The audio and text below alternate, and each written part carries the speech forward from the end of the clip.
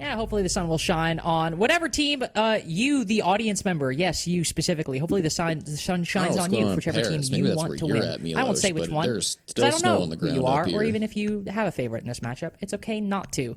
But, Ollie, I think we can both agree that FaZe Clan are probably objectively the favorites going in for all of the reasons we have said. But, all right, I'm just going to drop what I'm about to say. We have a solid snake ban out the gate. Yeah, it's... out of quarantine, should we say? Yeah, it can be banned, of course, in competitive. And I think that shows just how powerful Solid Snake can be. And that being said, cast your mind back 6 months ago, 12 months ago when Solid Snake wasn't a thing, and you start wondering, well, you know, if we cast our minds into the future and we think, oh, we're going to actually get a free attacker pick inside of, you know, when the next attacker releases, does that make the attack more powerful? Yes, absolutely it does. You are now unlimited. You can play things like a Monty. You can play things like a Glaz. FaZe won 2 World Championships without Solid Snake. I don't think that they're going to be stressing it that they are banned, but it just further adds in to how strong the attack can be at the moment. FaZe themselves have chose to ban a good deal of denial, as is the way typically on Nighthaven Labs. You're going to want to get rid of your bandits, you want to get rid of your cades, you want to give yourself an easy time opening these walls, because you don't always want to be bringing dedicated hard breaches, or at least 2 hard breaches. You want to bring in tin openers and maybe 1 primary breacher, and different games, different bans. It'll depend on who that is going to be. This time, it's going to be Cyber rocking the Ace, and a couple of secondaries on both KDS on the Capital and King on that Monty. And King and Monty, a classic combination at this point that I think every viewer is pretty well acquainted with. Just a powerful tool in their arsenal that also teams will expect, but still something you have to consider. Cyber, not having the solid snake he's been using, some of the best of ones we've seen in Kickoff so far, will definitely not be great, but not be the worst thing, because I think kind of similar to the point you were making earlier, they're a different iteration of it. You know, Cyber's been playing lurking attackers without the Soliton scanner and been one of the best players in the world without it. So he'll find himself in comfortable positions using all of these Selmas towards the beginning of the round, and then just walking around with an AK-12 after that. Tandy, who's got the Deathmark trackers in hand, though, will likely try to put some pressure on anybody playing around this mirror window that you see Dodez playing behind, or anybody playing around the B bomb chassis, which I believe is Cons. It's likely going to revolve around those pressure points and where King can maybe break through and push any defenders back into Handy's line of fire. Both teams with very good recent records on this map. Again, I know that I gave the benefit of the doubt to FaZe coming into it, but you can't ignore recent performance. Both Fluxo and FaZe have had very good successes on Nighthaven Labs inside of Kickoff.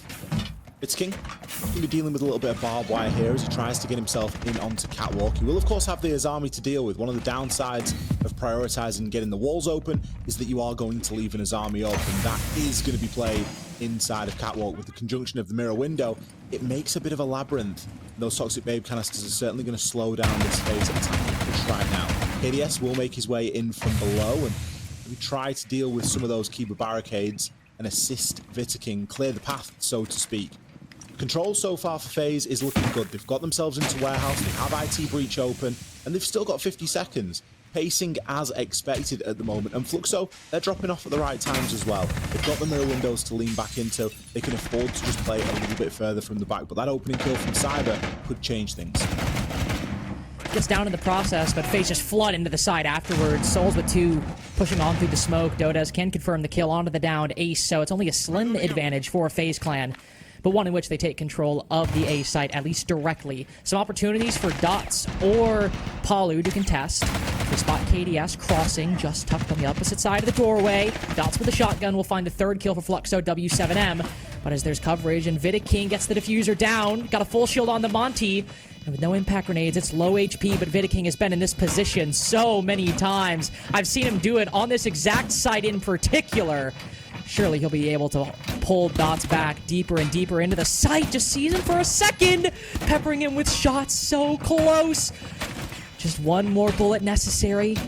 Just spot the feet. He's wishing he had an impact grenade right about now, but does he find him? Yes, he does! An ace for Dots. King succeeded so many times with that exact play, and yet in round 1 of Nighthaven, he makes a rare falter. It's never easy as the Monty. You've just got to try and hold on, and it's all about positioning. It's all about which way you are looking. And as that shield gets bashed away, you have to be ready to correct it and to counter the movement that is going to inflict on your character. And Vita King, as you mentioned, uncharacteristically, isn't able to get it done. I was looking up at the time there and I was thinking this is a long time to be playing that game because it is very difficult, it's very stressful, and it's obviously super high stakes. Defenders, FaZe, they did a decent job of getting the plant down, but Dots was just unstoppable. A full 5 kills, a full ace for them in round number 1. Set Fluxo off to a flying start. If he misses only one of those, it's a very different outcome. As it stands, Fluxo w7m can go downstairs into the basement and continue or start a little bit of a site rotation here. FaZe aren't going to feel too hard done to. They've lost round number 1, but a planted diffuser should be around that you are converting. You can't fault the Monty for being the sole survivor and in such a close quarters engagement, just having to try and hold on and being unable to do so. It isn't really Vita King's fault. No, it's like, that's the thing. It's like, it's objectively something quite difficult to do, especially on low HP. It's more just impressive that Vita King wins those more often than not. And excellent work for Dots. Ace out of the gate. Seen a lot of aces in the games you and I have casted. I think that's the 3rd ace we've casted in the past few days. Always makes the games a bit more entertaining. Down to the basement. See a shield introduction by FaZe. All right, well, and that'll be... Bomb diffuser has been dropped. All right. Suppose we got a bit of a tech pause going on. I was going to say, see a bit of an introduction of a shield into the lineup, but a much different kind. Saw Vita King on the Monty in the first round, and a Blackbeard, the more aggressive iteration of the shield this go around. But we'll just have to wait a little bit longer before we see what exactly FaZe or Fluxo w7m had in store. Keep in mind, it was a basement defense. We saw Loban roaming around on the top floor. Big shock, I know. But it seemed to be that Ollie that Fluxo w7m were going for something more spread out in light of switching to the basement. Yeah, I think that they're going to be feeling a bit more confident to spread their wings a little bit. Top floor of Night Haven Labs, it's a very technical and very utility-focused site, especially when you've got two teams like FaZe, like Fluxo w7m, that are quite literally at the top of the tree when it comes to teams inside of Siege. It's always going to turn into quite a techie bomb site. Whereas the basement, you maybe get a little bit more room to breathe. Sure, you can go for a very horizontal approach and try and just open up breaches and make something happen from there, but typically it involves much more of a full map clear or at least a half map clear to get that same level of space afforded to you. As especially with the mirror window open, you are just going to be staring at a mirror window if you open that breach, and that's not something that any attacker really wants to have to deal with. Once again, apologize. Unfortunately, we did lose the players, so we will be looking to round them back up and force them back into the lobby so that we can continue. I can hear players joining in my ears as well, so we certainly shouldn't be too far away from that. But as good a start as Fluxo w7m could hope for in this matchup, and of course these players, they're not too bothered about it being FaZe. They just want to get in there and get the job done. They will play it up against whoever it may be, and it is just a byproduct of being inside of SAL domestically that you do get to play against some of the best teams in the world on an almost week-to-week basis. So they are going to be more than familiar with dealing with this opponent. And FaZe on the flip side just got a little bit of time to reflect and get into round number 2 as fit as they can be. Which you can imagine they will. I mean, these players have been in similar positions for quite a long time together, both online and in person. Imagine they'll take this opportunity to reflect just as you said, especially since, you know, the Consulate got highlighted as, you know, the 10-game win streak that FaZe are on since Boston last year, but as Ollie, you mentioned as well, this is not a map that is poor for FaZe whatsoever, and Sao Paulo is way in our rearview mirror at this point. The checkered history at one time that FaZe had on Night Haven is long past. It is still a 7th map preference for them, which is kind of worth bearing in mind. And I know that it's a hell of a long time ago, but you can't help but think about when you see FaZe playing this map, you can't help but think back to that iconic map. It does rear its head in your mind's eye sort of thing, and you can only think it does similar things for the players.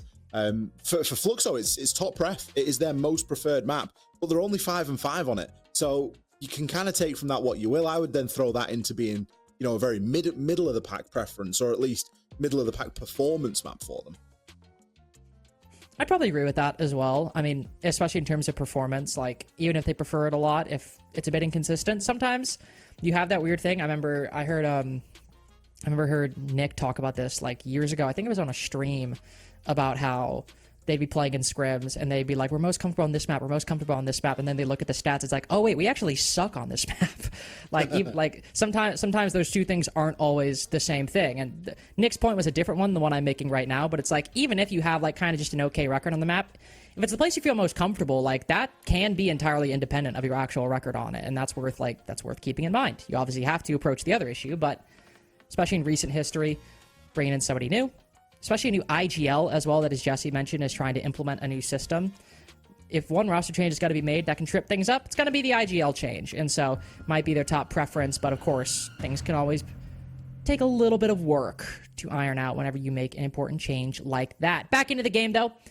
As a reminder, it is 1-0 for Fluxo w7m at the moment. They defended second floor, command, and server. And it seemed like FaZe were getting very good momentum and pressuring the site quite effectively. Then Fluxo w7m made a late rotate, and Dots in particular ended up acquiring an ace over the course of that round, but particularly in the latter half, giving Fluxo w7m their first victory. Now we go down to basement, where Fluxo w7m were initially running a pretty wide and expansive roam, and FaZe Clan ran a Blackbeard. We didn't know what else they had in mind beyond that.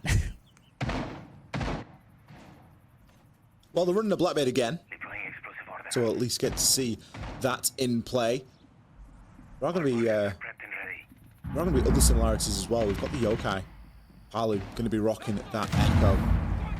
Should be some really good information there that you could use to assist some of the more sort of lurking roles that you're going to get in toward that mid floor. The mirror window for me is just really something that can't be ignored, though. And I like the change from King off the Deimos onto that ramp. Vertical control is of paramount. And FaZe Clan, they obviously feel the same. A trifecta of soft breach. They've got the sledge, they've got the book, they've also brought the ramp. They are going to leave no stone unturned when it comes to ripping open this floor, because they know that with the mirror windows in play, it's going to be so difficult just to flat press onto site. Equally, those mirror windows could be being used upstairs. I don't actually recall seeing where they've been placed just as of yet. The Fluxo players are spread far and wide. We've got players as far as kitchen, upstairs inside of control, vending stairs. There's a reasonable spread at the moment. And they are maybe leaving themselves in a position where getting a trade-off isn't going to be the easiest thing in the world. Dokubi call coming through. And they want C4 to fight back as well. Oh. Great kill there from KDS. Off the back of the Dokubi call, Lobin just feeling the pressure and trying to make that rotation back down. Cyber in such a good spot now. Will spot the Yokai drone and be able to take it out. Further chipping away the information. Dots tries to make good off the back of that intel that Palu was feeding him, but is unable to do so. Unfortunately, no more ace for him in this go around. Cyber straight into the fray in round 2.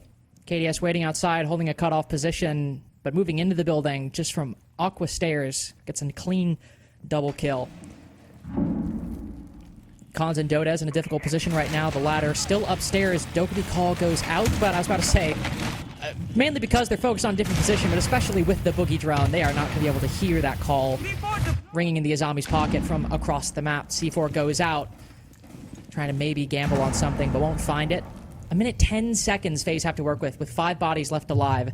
Though Dodez deals quite a bit of damage to KDS. That's something to consider. Does a lot of damage to Cyber as well. Huge amount of fight left in this Azami, and throwing down the Kibas, ready to keep it moving. Fully secondary, but once they realize that the Azami's up top, they realize it's quite empty on the site. Good for the trade, though. And this was a 5v2, and now all Dodez needs is just 2 more kills. So good with that secondary, but are FaZe watching? His position's been revealed, but he'll dodge that flashbang through the rotate hole, gets ahead, but no, King ready for it. FaZe tie the game early, but it was scary how well w7m were fighting back. It started to fall apart quite quickly there, didn't it? It was a little bit reminiscent of what we saw maybe inside of round number 1 as well, where kills and the early advantage definitely goes FaZe's way, but Fluxo have got that fight in them to keep things close. FaZe just having too much time to work with there, and I think that's in part due to how quickly they were able to move through that opening portion of the round. The roam game, it just fell apart, didn't it? It was exactly as we predicted. It was the yokai being played upstairs to try and assist those roamers, but they were not in position to be traded. They were playing just a little bit too disconnected from one another, and they needed a better link than just the yokai drone on its own. Because as soon as you got Cyber walking down those, I mean, the damage was almost done, to be fair, by that point. But Cyber walking down the fish stairs and getting the kill onto Dots was a really big moment in that round. So great job from FaZe. Not that they need our sort of commendation for a good job on the roam clear, but it's worth highlighting nonetheless. In toward the mid floor we go now for round number 3.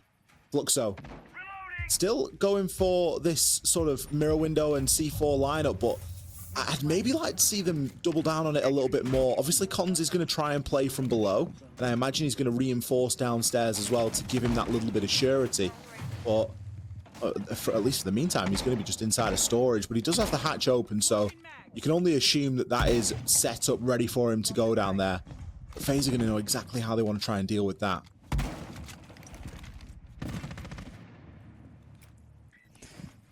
They'll have a pretty good idea, at least. Spend the first half of this round looking to put that plan into action, though one drone quickly spotted as they see Lobin swinging out to the Z hallway. He's checking that window. He's not dying this time. Oh, but about to check another one in front of garage where there is actually somebody, but nobody actively holding the angle. So I'll rotate back into sight. Zombie in play always makes this position so much easier to defend. That and the mirror that you mentioned earlier, though. It's the Kivas that are doing the heavy lifting for fortifying garage and upper garage specifically for Fluxo w7m. These Dots continues to make some vertical holes into the late round. Good information spotted on the Ram. Not in a position to really use that... Exactly. Not really in a position to use that C4 quite effectively. Oh, but look at that information. Directly onto Loban. Handy walks around the corner, but Dots creeping up, getting aggressive. Not only finds one, but that and another put Fluxo w7m in the lead, and where it seemed like FaZe might be able to hit the site quick. It's Fluxo w7m who are basically holding all of their pre-existing positions. Especially the fact that they've still got this upstairs hold in full tact. There's still 3 players up here. It's going to make it even more difficult to move in. Handy somehow has managed to find a little bit of space to get the plant down, but he will be stopped in the process. Palu going to find one onto Vitaking. That's his cue to call. He's now going to drop off onto the site, and there's still information for Fluxo to work with. 2 kills. I was about to say 2 kills could go Handy's way. Maybe the second ace? No, not today. Palu will pretty easily deal with that one. Just plays for the trade as Handy's got too many angles to check. Tit for tat game at the moment on Nighthaven Labs, but having won the first, Fluxo w7m still in the lead. They will have the benefit and the advantage of being able to go back to Command Center where they started it off. What do we see? Do we see the mirror ban or do we see the Azami ban? It's got to be the attacker ban, right? is a little bit like, yeah, I'm not too bothered about the attacker ban. That can kind of be whatever. But I think the mirror or the Azami is the big one here. I'm gonna go really, for the mirror. Honestly, I back it because the Azami can be dealt with. You know, you're just going to play a Flores. You're just going to play That's DMR. true. I mean, people play DMRs anyway. Like, yeah, that's a good point. I think you've still got the shield, which is a big boon for Vitaking because we know that he likes to play on that Monty where given the chance. You've got the ability to deal with those Kiva barricades. I nearly said X-Kairos pellets because I just thought you could use the X-Kairos pellets as well. Maybe that's where the Souls is coming in instead of the Ace, because he can still assist to get the wall open, and then you've got another way of dealing with those Kiva barricades. But we're saying all this, Links. Azami isn't even in play. It's like Fluxo have gone, oh, you've taken away the mirror? Fine. We won't play the Azami either. Like, full dummy out of the pram sort of job. Well, it's also funny because, again, talking about kind of last map on Bank, how Azami was banned, and so Hates brought a Wamai to play the position on CEO the Azami normally plays. Dodes is also on Wamai. He's just decided, well, I don't play Azami, so I'll play something that is a general ballpark kind of approximation of, you know, something that allows you to hold a power position. It's kind of funny how that works. But to your point, like, you can just bring DMRs because of how common they are. Magnets as well. Just varies things up nicely, though I will say Dots ran it when they were defending this site last time, so it's just changed hands more than anything. Instead, they brought in the Clash. And part of the reason, honestly, now that I think about it, I wonder if the reason they didn't bring the Kivas is if they might have the Clash move on. Well, no, I don't think the Clash should move on Rafters. I don't think they would have her do that. I don't know. You could do, I guess, but maybe they're just trying to keep IT a little bit more in their control and not sort of give it away. The keepers are great for a bit of a retake and like a wonder where you are and force a little bit of drone work. But if we've got a little bit of play inside of IT as it stands with the Clash, it's going to force a reaction. And the reaction is the Chalet, of course. Chalet is going to assist getting the Clash dealt with in some way. So I can see the balance. It's a very fine tuned balance though. Drone up and running. The problem with the Clash is that you really have to do something to try and move that. KDS's utility is going to be under even more scrutiny now as well. Balu just going to be playing inside a pillar. He's got a nice long angle there to work with as well. Some of these laser gates aren't going to slow down, but it's just going to force a little bit of utility to be used. As the arrows from KDS is going to start off with the smoke, but it is enough to, at least for the time being, reposition dots on this Clash. Drone work is quite heavy though. FaZe have got a really good handle of IT and a great idea of what's going on in Connector, but they are yet to take significant ground. That's what I was just thinking. Clash is able to rotate, constantly keep FaZe at bay. Continues to electrify Cyber outside of the breach as well. Souls finds one with the Cali, and it's, ironically, not the Clash. It's somebody else playing around the pillar position. Wow. Dots planted the shield. Gets one. w7m Fluxo. Solid man advantage. Moving into this late round. Seems emblematic of FaZe's issues. They have this Cali. They're trying to hunt down the Clash, but aside from that earlier pick, they are just stuck outside these walls, outside these angles. Nothing is really going their way at the moment, so they'll try to push deeper, but the Clash just plants her feet, and Souls is firing blind using a sniper at close quarters. Loban's able to piece them both up. And so, for the third time, it feels like, after a set of engagements, FaZe are, again, completely stunted outside of the site. There'll be 3 rounds for Fluxo, w7m in all likelihood, as the Retrieve Command Center doesn't require an ace or clutch of any kind. Fluxo, really good control of this top floor. Obviously, last time it came to the plant going down and them being able to kill Vitaking on the shield. This time, well, it also came down to an ace last time. So this time is far more convincing, but it was a very different landscape operator-wise. And I just think that for all that you've removed the mirror and should have made things a little bit easier for you, forcing Fluxo into the Clash was kind of the undoing of the round, because Clash was able to very easily transition either between IT breach and Connector and just be where they were needed most, where the most value was being able to be found out of that utility. And Fluxo were very easily able to rotate that player around. I said it at the time and I'll say it again, FaZe, they didn't really gain meaningful control of either Rafters or Connector.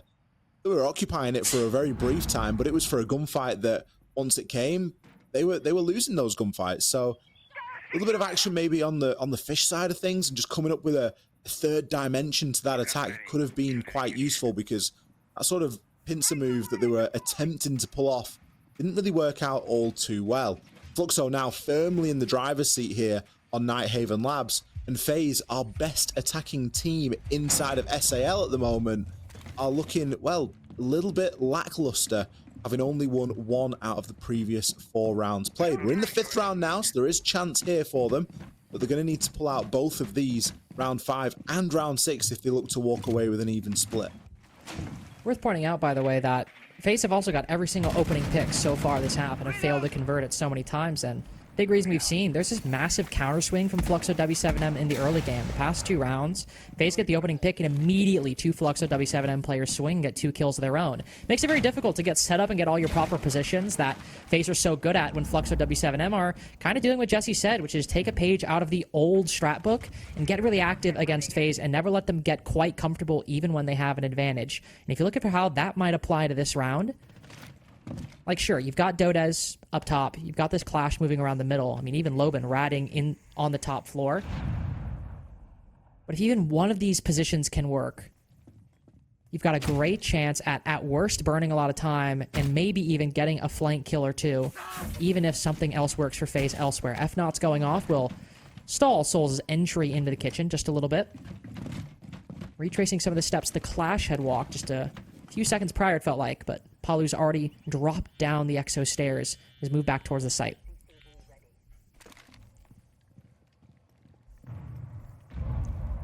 The opening kill conversation for FaZe isn't a new one either. It was an area that they kind of struggled with at SI a little bit, regardless of the fact that they ended up winning the whole thing. It was still an area of a little bit of concern, and I just think it speaks to how well they can play, but not always. This clash should be dead, and will be. Palu is going to fall there. He either had a nade to go back onto, or pretty much a three-way crossfire up at the top. Has quite easily been dealt with. Exo stairs now in the hands of Souls. With that Dokubi call, he should be able to give some fairly accurate information. Oh, great kill there from Cyber onto Cons. You can see the big difference that not having the mirror window makes. They're so keen to just go towards site, get that wall open, and start to cut lines through it. Odes and Dots now in what seems like an impossible position for the next 45 seconds. And perhaps Fluxo w7m spreading out just a little bit too much. Every single 1v1 not only ends in a FaZe victor, but done in style. Some nasty shots hit by the FaZe clan squad throughout that round, particularly by Vidiking and Cyber. All just holding angles, really. Cyber just sitting outside of the assembly breach, holding that position, gets two players towards the middle of the round and later in the round. Vidiking does something quite similar on the top floor as well. Fluxo w7m taking a bit more spread out of an approach on basement, and that not only does it not work out, but especially with the loss of the mirror window, the site is just a bit softer because of that operator taken out. However, it is the one site FaZe have won on the attacking side so far. And storage and control was where things started getting really problematic for FaZe, because, you know, the first command set around is a 2v5, which is itself problematic, but hey, you know, those things happen. Who knows? But this is where the opening woes we saw in rounds 3 and 4, and more specifically, the very impressive recoveries by Fluxo w7m occurred in rounds 3 and 4, starting off on this site. Yeah, they were really big focus on going for that sort of top-down clear, wasn't there, previously when we saw this bomb site? I think that's likely going to be the game plan again. They are going to need to be a little bit more careful about how they go about that. Got a very different lineup to when we saw it previously as well. We're seeing Striker and a Blackbeard previously. This time we've got Ram, we've got the Deimos. A little bit of Lion action coming in there as well. So they are going to be having to go for that full clear. Opening up downstairs as well, just to delete the option for someone to lurk there with a C4. But a great bit of aggression shown from Lobin to take Vidiking down. And if you're bringing the Ram and going for a top floor clear, well, that is not going to help things at all. No redundancy, no sledge, no book to try and back that up. Warehouse wall might get open, but this top floor hold is going to be as strong as ever, especially given that there's no option to open up that soft floor. It's going to make the site even more impenetrable. Here we go. Stay back. Provides so much leeway for Fluxo w7m, and incurred with basically little cost. Lobin might be on reduced HP, but happens within the first 20 seconds, a minute in, and, I mean, it's a bit too soon for FaZe Clan to have recovered, but just on paper, it's going to require something completely separate from verticality to make up for that loss. You can even see right now, Dota just can move around this site. Maybe Souls can open up the floorboards with some DMR, maybe take some targeted positions. But the best chance he's got at the moment is just using these holes created by the defense. That one has a nice angle on a rotate, though, so that's nice at least, but Dota is able to find one. Lead does not slip away. Lead only grows, in fact. We still have a minute 15 seconds left, might I add. And I mean, Cyber and Souls got a clash in their way. The Kiba barriers making an entrance back into the game after being dropped after round 3. It's difficult to see what they might be able to do in this position. Fluxo w7m have seemed to get the better of them strategically on their defensive side. And now Cyber stuck in a two-way crossfire, I believe, through 2 different floors.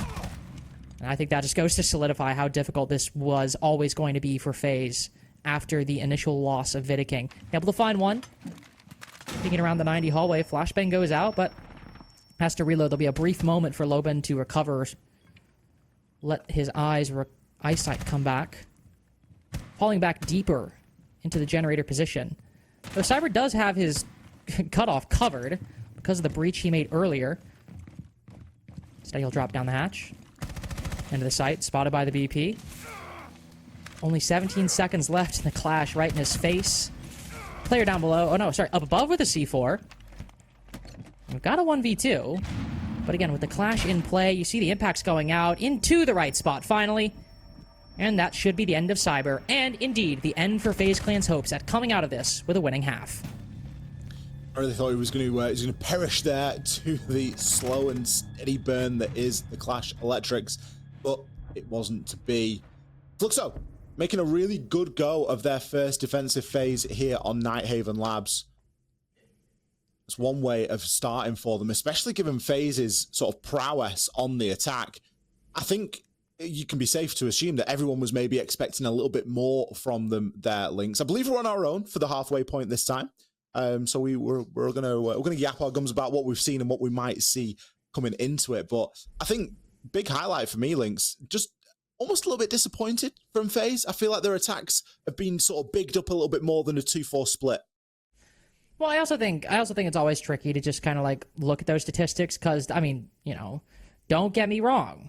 The attacks they pulled out against Black Dragon yesterday were excellent, but it was also 6 out of 6 attacking rounds won in a kickoff where they have just not played many rounds, period, of any kind whatsoever. So I think always with kind of those, that there's some important context. I mean, I don't think FaZe have played more than like 16, 17 attacking rounds inside of kickoff so far in total, not including this matchup.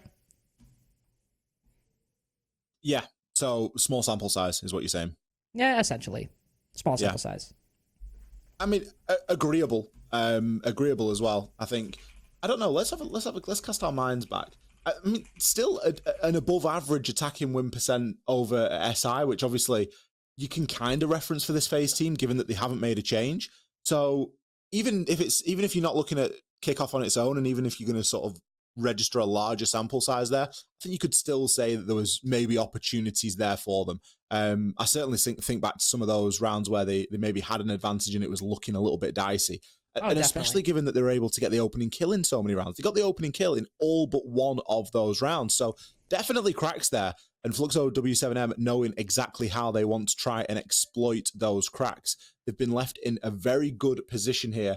Of course, it is a best of 3. And this is going to be Fluxo's W7M's pick. It is their #1 preference map. Despite a 5-5 record on it, it's a map that they are very happy to go to. We're going to move now into the opposite side of things. Fluxo will be on the attack, FaZe on the defense. Let's see where we head with these bans. So already a little bit of a different landscape for the attacker ban. You're removing the ace.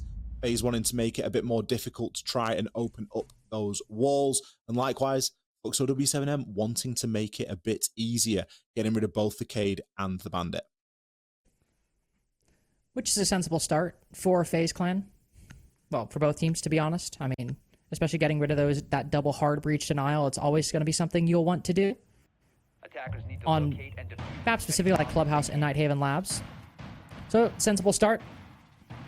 And now I'm intrigued to see what they do for the defenses, because we saw kind of the running theme of Mira and Azami through the first 3 rounds, and not actually the Azami on her own, but specifically the 2 operators in tandem. And after this ban phase, that will mean, of course, because you want to take out the hard breach denial, it's an option for FaZe Clan, and they'll bring them both in the first round on their defenses on the second floor, where those 2 operators are most powerful, or probably most powerful in tandem.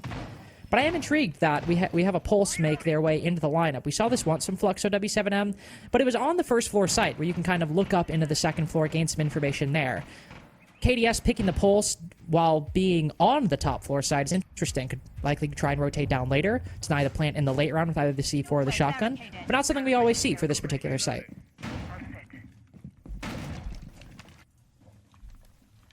Sol's going to be rocking that Azami on that top floor as well. Control of that catwalk. No shields in play. This is the first round of this game where we've not seen a single shield. No, we've had a good bit of clash. We had 3 rounds of clash on the defense, plenty of rounds of Monty, or maybe one other round where we've not seen a shield brought. But only one. Yeah, round 2. It has been a staple feature of the FaZe Clan Fluxo w7m clash on Nighthaven Labs so far, but shieldless in round 7, regardless. Thermite, of course. With the Thermite change now, and the fact that you've got 3 Thermites, The ace ban again sort of draws a little bit of question, because you can kind of be like, well, how impactful really is it? Obviously, you've got the ability to breach from afar, but you've got more than enough firepower, as it were, in Thermite now to be getting everything open. So again, it does sort of bring into question that ban just somewhat. But the mirror windows are going to provide a nice portion to trick from. There are going to be a set of impacts in Souls' hand, and we'll likely try and make use of them, but with the impact, sorry, with the holes that have now been made. Oh, C4 thrown there from FaZe. Cyber able to take Palu down. Palu just flying a little bit too close to the wind. It's kind of funny because they've made that Ibana hole so that nobody can do that. And Cyber's gone, no, actually, I'm just going to do that straight away. I'm going to throw the C4 straight on through. You're worried about an impact trick. I'm worried about getting myself a kill. Which is fair. I think especially when you see so much focus on the IT breach, it's a sensible reaction. As we see, by the way, IQ spotted the pulse, but the pulse focused on a different player. It seemed to be the 0 they were looking at. Cons outside of IT. KDS peppered through the floor by Loban down below. So now moving to take, I think, a safe haven on the indestructible floor. And it's some nice shots from Loban. It will dissuade KDS from pushing, but Garage still in the hands of the defense. The broader site still under their control. So we need to see something more from Fluxo w7m. Sure, they're in the disadvantage, but positioning as well is quite difficult. Souls tantalizingly close behind that Kibo, but some toxic canisters being thrown for cover. They're down below. Loban creeping up. Put his rifle right in Souls' face, and down he goes. 25 seconds remaining. KDS getting some important information will influence Cyber to swing outside on IT. And Fluxo w7m meeting a similar fate that FaZe did when they were attacking the second floor. Having these angles, creating opportunities, but just never fully realizing them. Stuck and controlled by the defense inside of the site. And now Loban, who has been trying to make something happen on Garage for ages now, killed by a shotgun that he can't even see. First round for FaZe, since they won basement a couple rounds ago. First on the attack as well, but hopefully, most importantly, the signs of this game will end up being a close one. Well, 3-4, still a long ways to go inside of map 1 here. But Fluxo, not quite lagging behind, not able to realize the full advantage there. A rare occasion, Lynx, where we see FaZe get the opening pick and win the round. I mean, we could say it's a rare occasion of FaZe winning a round so far, but that would seem a little bit too cruel. I think the opening pick one is a nicer lens to look at that through, but it was Cyber to grab that opening pick, and this time able to convert it. 3 kills for him on the round as well. So it almost feels a little bit like we're looking for, you know, almost big individual performances for FaZe to get the job done. You can think back to round sort of 2 and 5 as well, where 5 was an ace round. You know, FaZe just looked like a lash out round. They were just all over the place, and everyone was alive at the end of it. So not quite anomalies, but certainly not the sort of standard fare of ways that we see teams win rounds. Certainly not the way that Fluxo w7m have been winning theirs, just by decent all-round contribution. And you can see that demonstrated in the kill spread below on your screen. Whereas on the side of FaZe, it's maybe a little bit more weighted toward a couple of individuals, Cyber and Handy being those 2 people. Well, particularly after last round, I mean, Cyber and Handy, I think the only 2 FaZe players who actually get kills in that round, I think it was a 3K for Cyber and then 2 for Handy right at the end. So, borne out in the round that we just saw on the defense. Command Center going their way. They will go down the basement. Only site that FaZe have won so far, but of course, well, sorry. Before last round, only site they had won on the attacking side. See if that luck continues on the defense as Fluxo w7m begin to play some of those X-Kairos on the exterior breaches. FaZe Clan have just fully stopped up Garage. Put Kibas on the exterior doorway. Also allowed for an opportunity to rotate further across.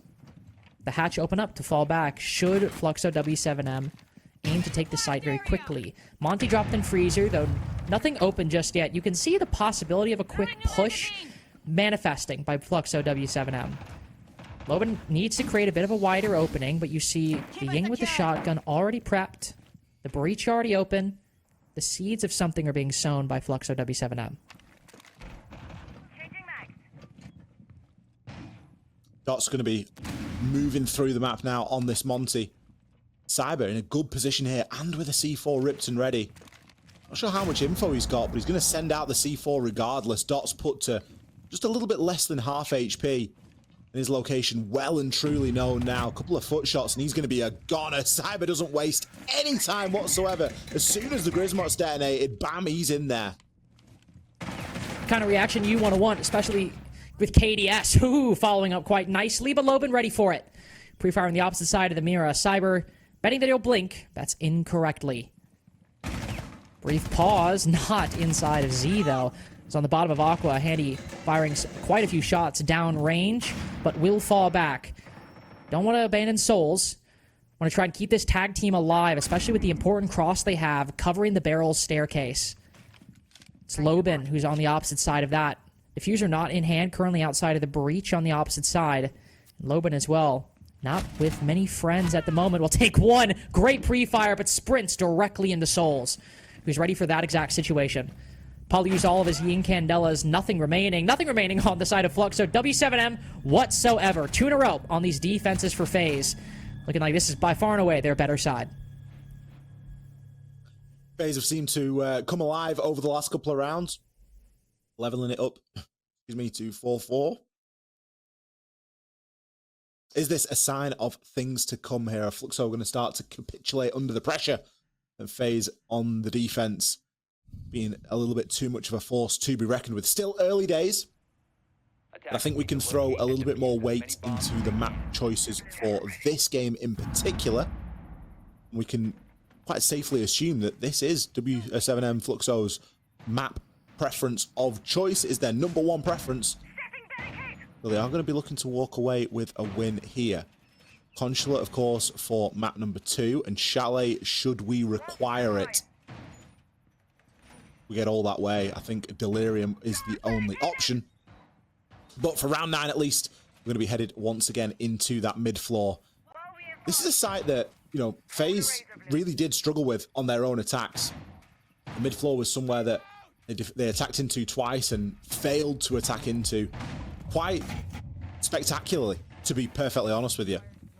So I'd like to see what Fluxo's approach is to try and counter that. Already the lineup is very different. We're not seeing much soft breach in tow. Cyber, just looking around there inside of storage.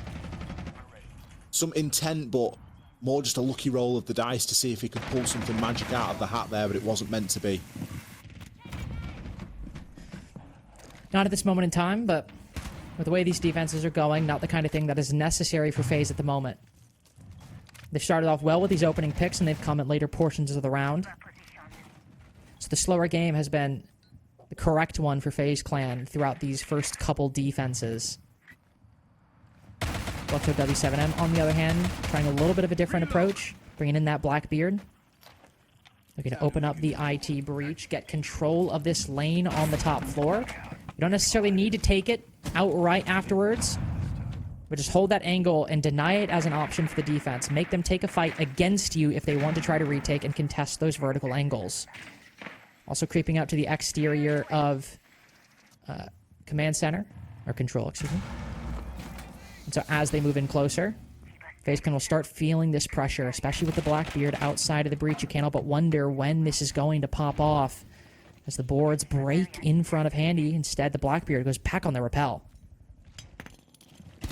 Handy just biding his time right now, but the nade is going to force him out of position there. Dots, good for the follow-up. Able to make good off the back of his own information there and his own nade. Pally will have a little bit of information as well. Top floor hold is starting to fall apart, especially with Cyber falling just on the, or just outside of warehouse, excuse me. Loban now starting to see a little bit of damage, but Fluxo, they've got time to press this advantage. Ooh, time indeed. Khan's eager to take the fight with Souls, peeking back and forth. Meanwhile, every single other gunfight is going Fluxo W7M's way. Unfortunate that Khan's is the one who takes the L, but can't deny that things were going well for the team. But now, Vidiking retakes up top. Just leaves one player up above and another down below, both separated from each other. Attack's forces have shifted rapidly. Dots cannot be covered on this diffuser. Palu can cover something just a little bit, but nothing direct. It's the complete opposite site, and in the process, Dots falls off. Spots Vidiking through the floor, but it's the Hibana that goes down. It's FaZe Clan's own clutch to answer Fluxo w7m's that started off this entire map. It's currently threatening 3 defenses in a row. Shield not facing the vertical holes. Dots can be shot from that position, and there we go! Almost goes down. That's when FaZe Clan strike 3 in a row on their defenses, and now Fluxo w7m in hot water. I think this is where alarm bells start to ring for Fluxo w7m, isn't it? Unsuccessful on every single attacking round so far. They do fall the risk of looking like a bit of a one-sided team at the moment, but the same could be said for FaZe. The difference being they were good for 2 rounds on their attacks. Fluxo are running out of time to be good for 2 on their own. Final round of bans. Thermite and the Mirror. We've kind of rounded out a primary hard breacher ban there in having the Ace and the Thermite both taken out. The Mirror comes again as a late ban, as it did for FaZe when they were on the attack themselves. And no real surprise to see Fluxo take their time out here and now. This is their map choice, and they don't want to fall behind in the series. They really need to figure out what is going wrong on these attacking rounds, because we are consistently seeing FaZe walk away with these defenses. And I mean, even then, it seemed like things were going so well. Their control of the early game, I mean, winning some very important fights, also making good progress in the attack, and yet still they're able to recover in the late round. It's only 1 round lead for FaZe Clan, and especially I think that attack, by and large, up until the very end, looked very good. It's not necessarily a revamp that, well, I say it's not necessarily a revamp that needs to occur, but then again, 3 rounds lost in a row, going back to the second floor. What can Fluxo w7m adjust? Was the Azami in the Mirror before, but like we had in the first half, the Mirror ban will go. But unlike Fluxo w7m, FaZe keep the Azami in the lineup, giving some options to retake Garage behind those Kibas, make it a bit more difficult for the attack to push in. And even then, we still got the Pulse. I mean, honestly, I think this is actually the exact same lineup, except instead of the Mira, it's the Warden entering the field. Yeah, I think so. Just having a quick scan back over it, and I mean, I guess there was a Pulse as well. Oh, we've got the Pulse on KDS there. Yeah, so it is pretty much exactly the same. You are right. The Warden being the big difference maker. You're going to be grateful of that Warden, especially if Lobin starts to let those smoke canisters fly on the glass, although caution, tread lightly. It isn't always as easy as it seems. KDS just hopping on the cameras in the early portion of the round. Something great to take into your own rank games as well, by the way. As soon as that prep phase is done, and just as the attackers spawn in, just get yourself a corner, hop onto the cams, have a quick flick. It'll just give you an idea as to where the push could be coming from. And at least if cams are already are still up, it gives you a reasonable idea of where people aren't as well, because unless people are missing them, they likely do get shot out regardless. Andy, already looking for a bit of early action on those fish stairs. Holmes isn't going to waste any time getting that breach open. We're not going to waste any time getting in the fray either. What a shot onto Cyber. My area's clear. Always very confident, but swinging the IT breach so brazenly like that, it's good on Cons to punish it. Send a signal to FaZe Clan that even if it's not a new Fluxo w7m, that kind of stuff just won't fly. And it's good as well, because if those smokes go down, Lobin still got both of them. So you don't have the player who can peer through and take that advantage away from him. It'll be a competitive one that will be solidified for Fluxo w7m. Vidaking also tagged up quite extensively by the Glass DMR. It seems to be treading some of the same successes we actually just saw in Storage and Control, even though they lost that site. There's a lot of success outside the building, just holding angles, kind of damaging FaZe Clan defenders. Seems to be what's going on second floor this time. Good amount of information available for Fluxo here, but it's actually being able to do something about it. Souls, you know that he's up on catwalk, but do you want to challenge it? Do you want to challenge that Azami when he's holding pixel angles like this? I don't think that you do. There's still a whole minute for him to try and hold on here, and with the window open behind him, this is getting pretty uncomfortable up here. Extremely uncomfortable, in fact. The Azami ends up creating her own prison, and yet there's just the slightest gap between the Kiba and the fire, and that's where Souls can stay alive.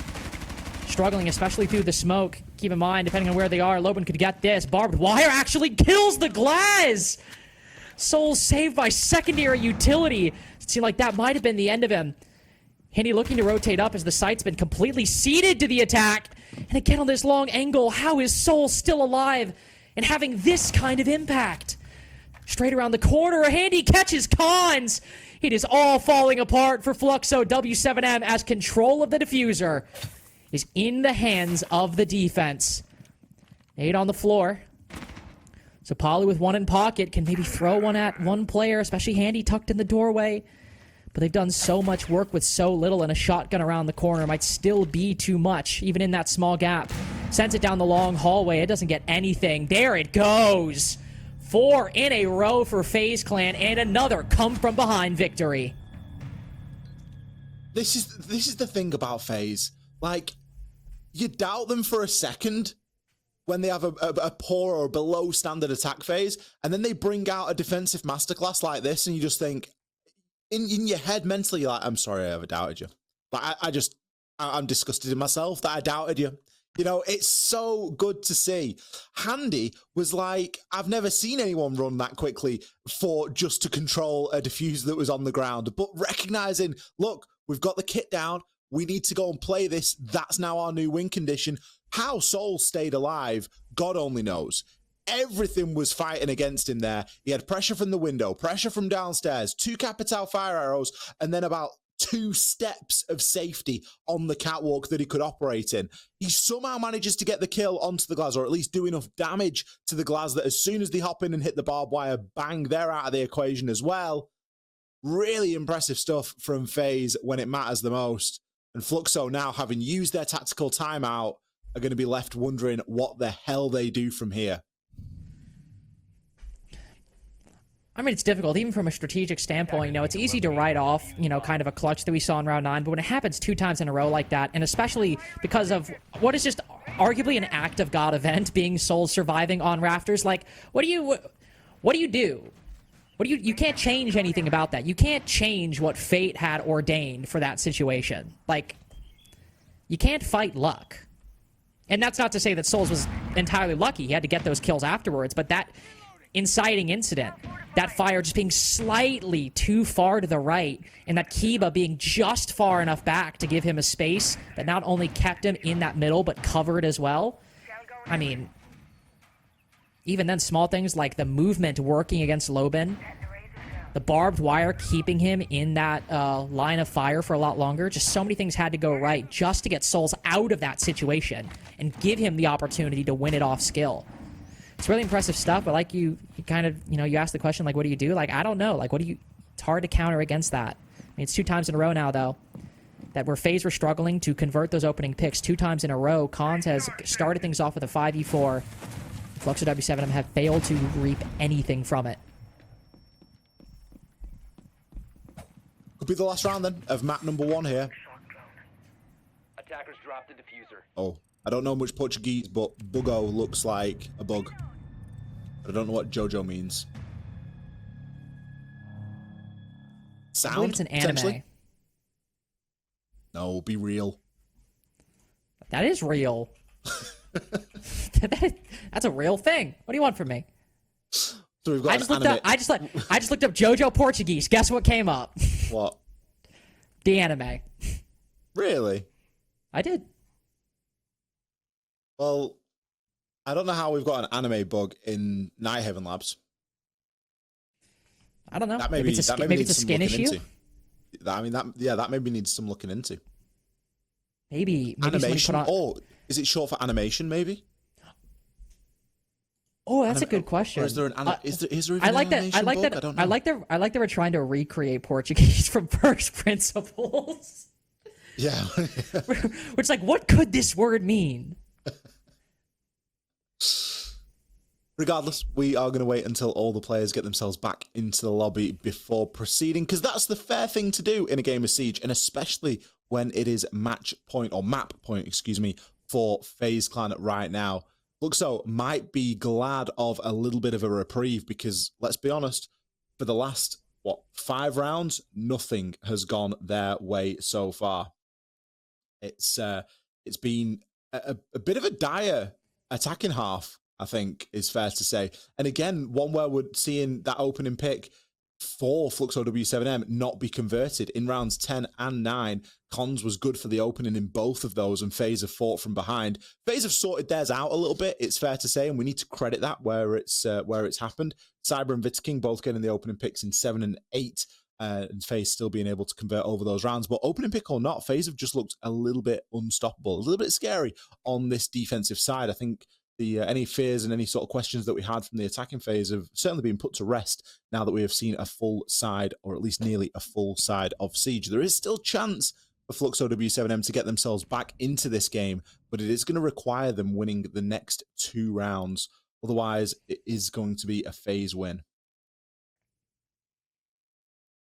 And you know, Fluxo w7m have it in them. I mean, they have been starting off these rounds decently well, specifically the last 2. I mean, well, that was what, a 5v2 that we saw in round 9 on storage, and that round was, I mean, a 2v4 for FaZe.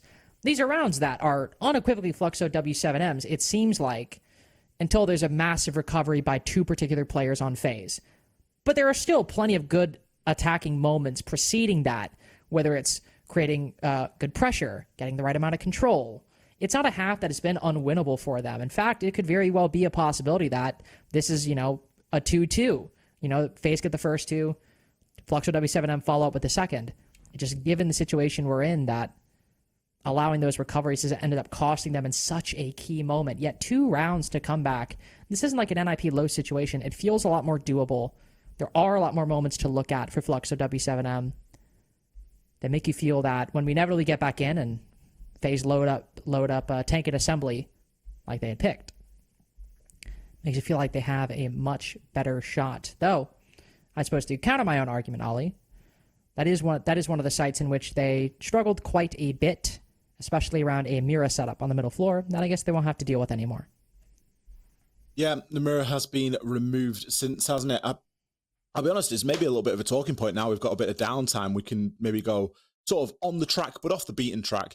I'm very surprised at how little mirror banning we've seen so far today inside of SAL. I think it's something that maybe we get quite a lot of, maybe a bit of an overload of it inside of NAL, but it's often a must ban. And there are occasions really where it's been available today and played or not played. And we've really seen the impact of it felt. I think back to the FaZe round where they were attacking into tank for the second time. They'd banned out the mirror and their approach was entirely different. Not that their approach in the first round wasn't, you know, any good. It was just a lot easier, I guess, back in that round number 5. But it looks like we are back in the game, so I do thank you for bearing with us while we flap our gums and wait for the technicalities of things to get taken care of. But we will join where we left off. 6-4 to FaZe, tank and assembly being the chosen bomb site. Maybe a slightly cheeky lineup change here from Cyber. I think we can, I think given how much Siege we saw and when the rehost was called, we can maybe allow it. But he certainly wasn't playing the Solace last time, that's for sure. He was rocking the Warden. This time, however, sorry, not the Solace, yeah, the Solace. He was rocking the Warden. So, sort of swapped one set of glasses for another, you could say, but that isn't going to be the only thing, I'm sure, that is different. Fluxo looking to make good here on this pick of Nighthaven Labs and not let it be a 7-4 FaZe win.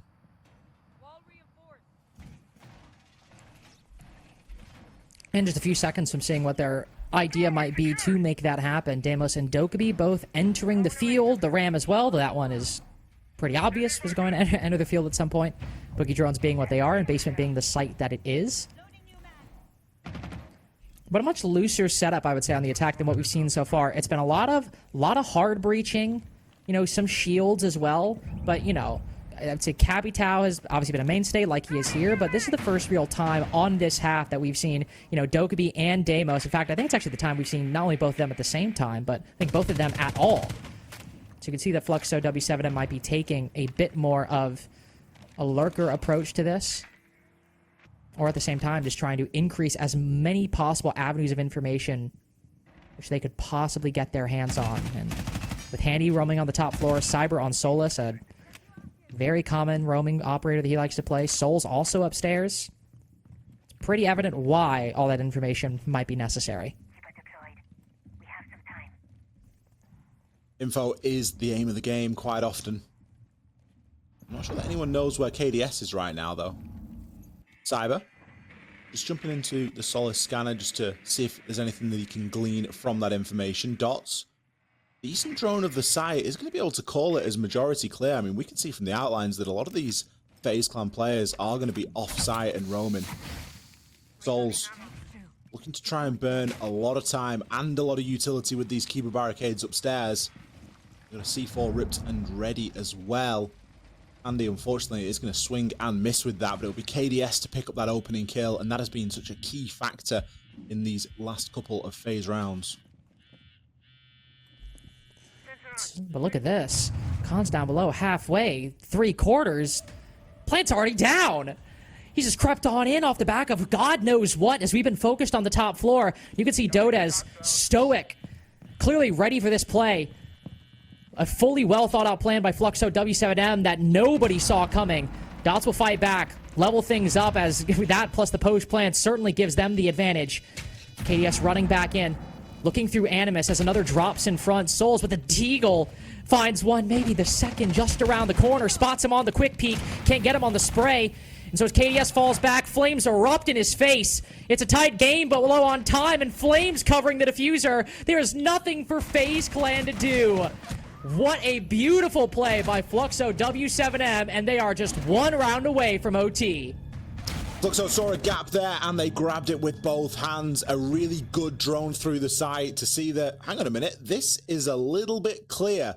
There are no FaZe members occupying this space. Instead, they are fighting shadows and defending up on the upper floors of the map. We maybe have a plant on right here, and they did. Were able to move through, get the wall open. Nice little plant inside of Animus. Nothing too fancy, nothing too extravagant. And, you know, FaZe, I mean, what are you meant to do? You've got to overreact there in that sort of a situation, especially when you're holding up on the top floor. You've still got to transition down. You still don't even know where you're being held from. Really good round from Fluxo w7m, and one that they so desperately needed. Downstairs bomb site, though, it has not been kind to defenders today.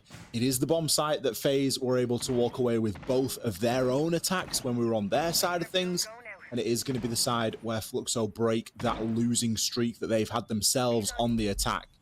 So downstairs, ticking a box.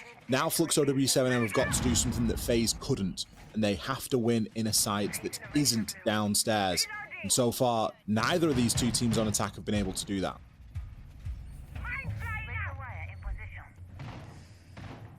It's been quite difficult, unfortunately. Well, if you're a fan of the attack. See if Fluxo w7m can mount that hurdle. Bit of a cheesy operator lineup being brought.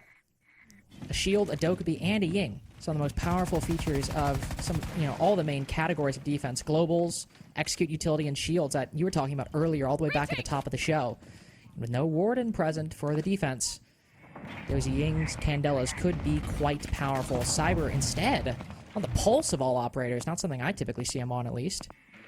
Require him to use a bit of active utility inside of the site in a way that is a bit uncharacteristic for the guy.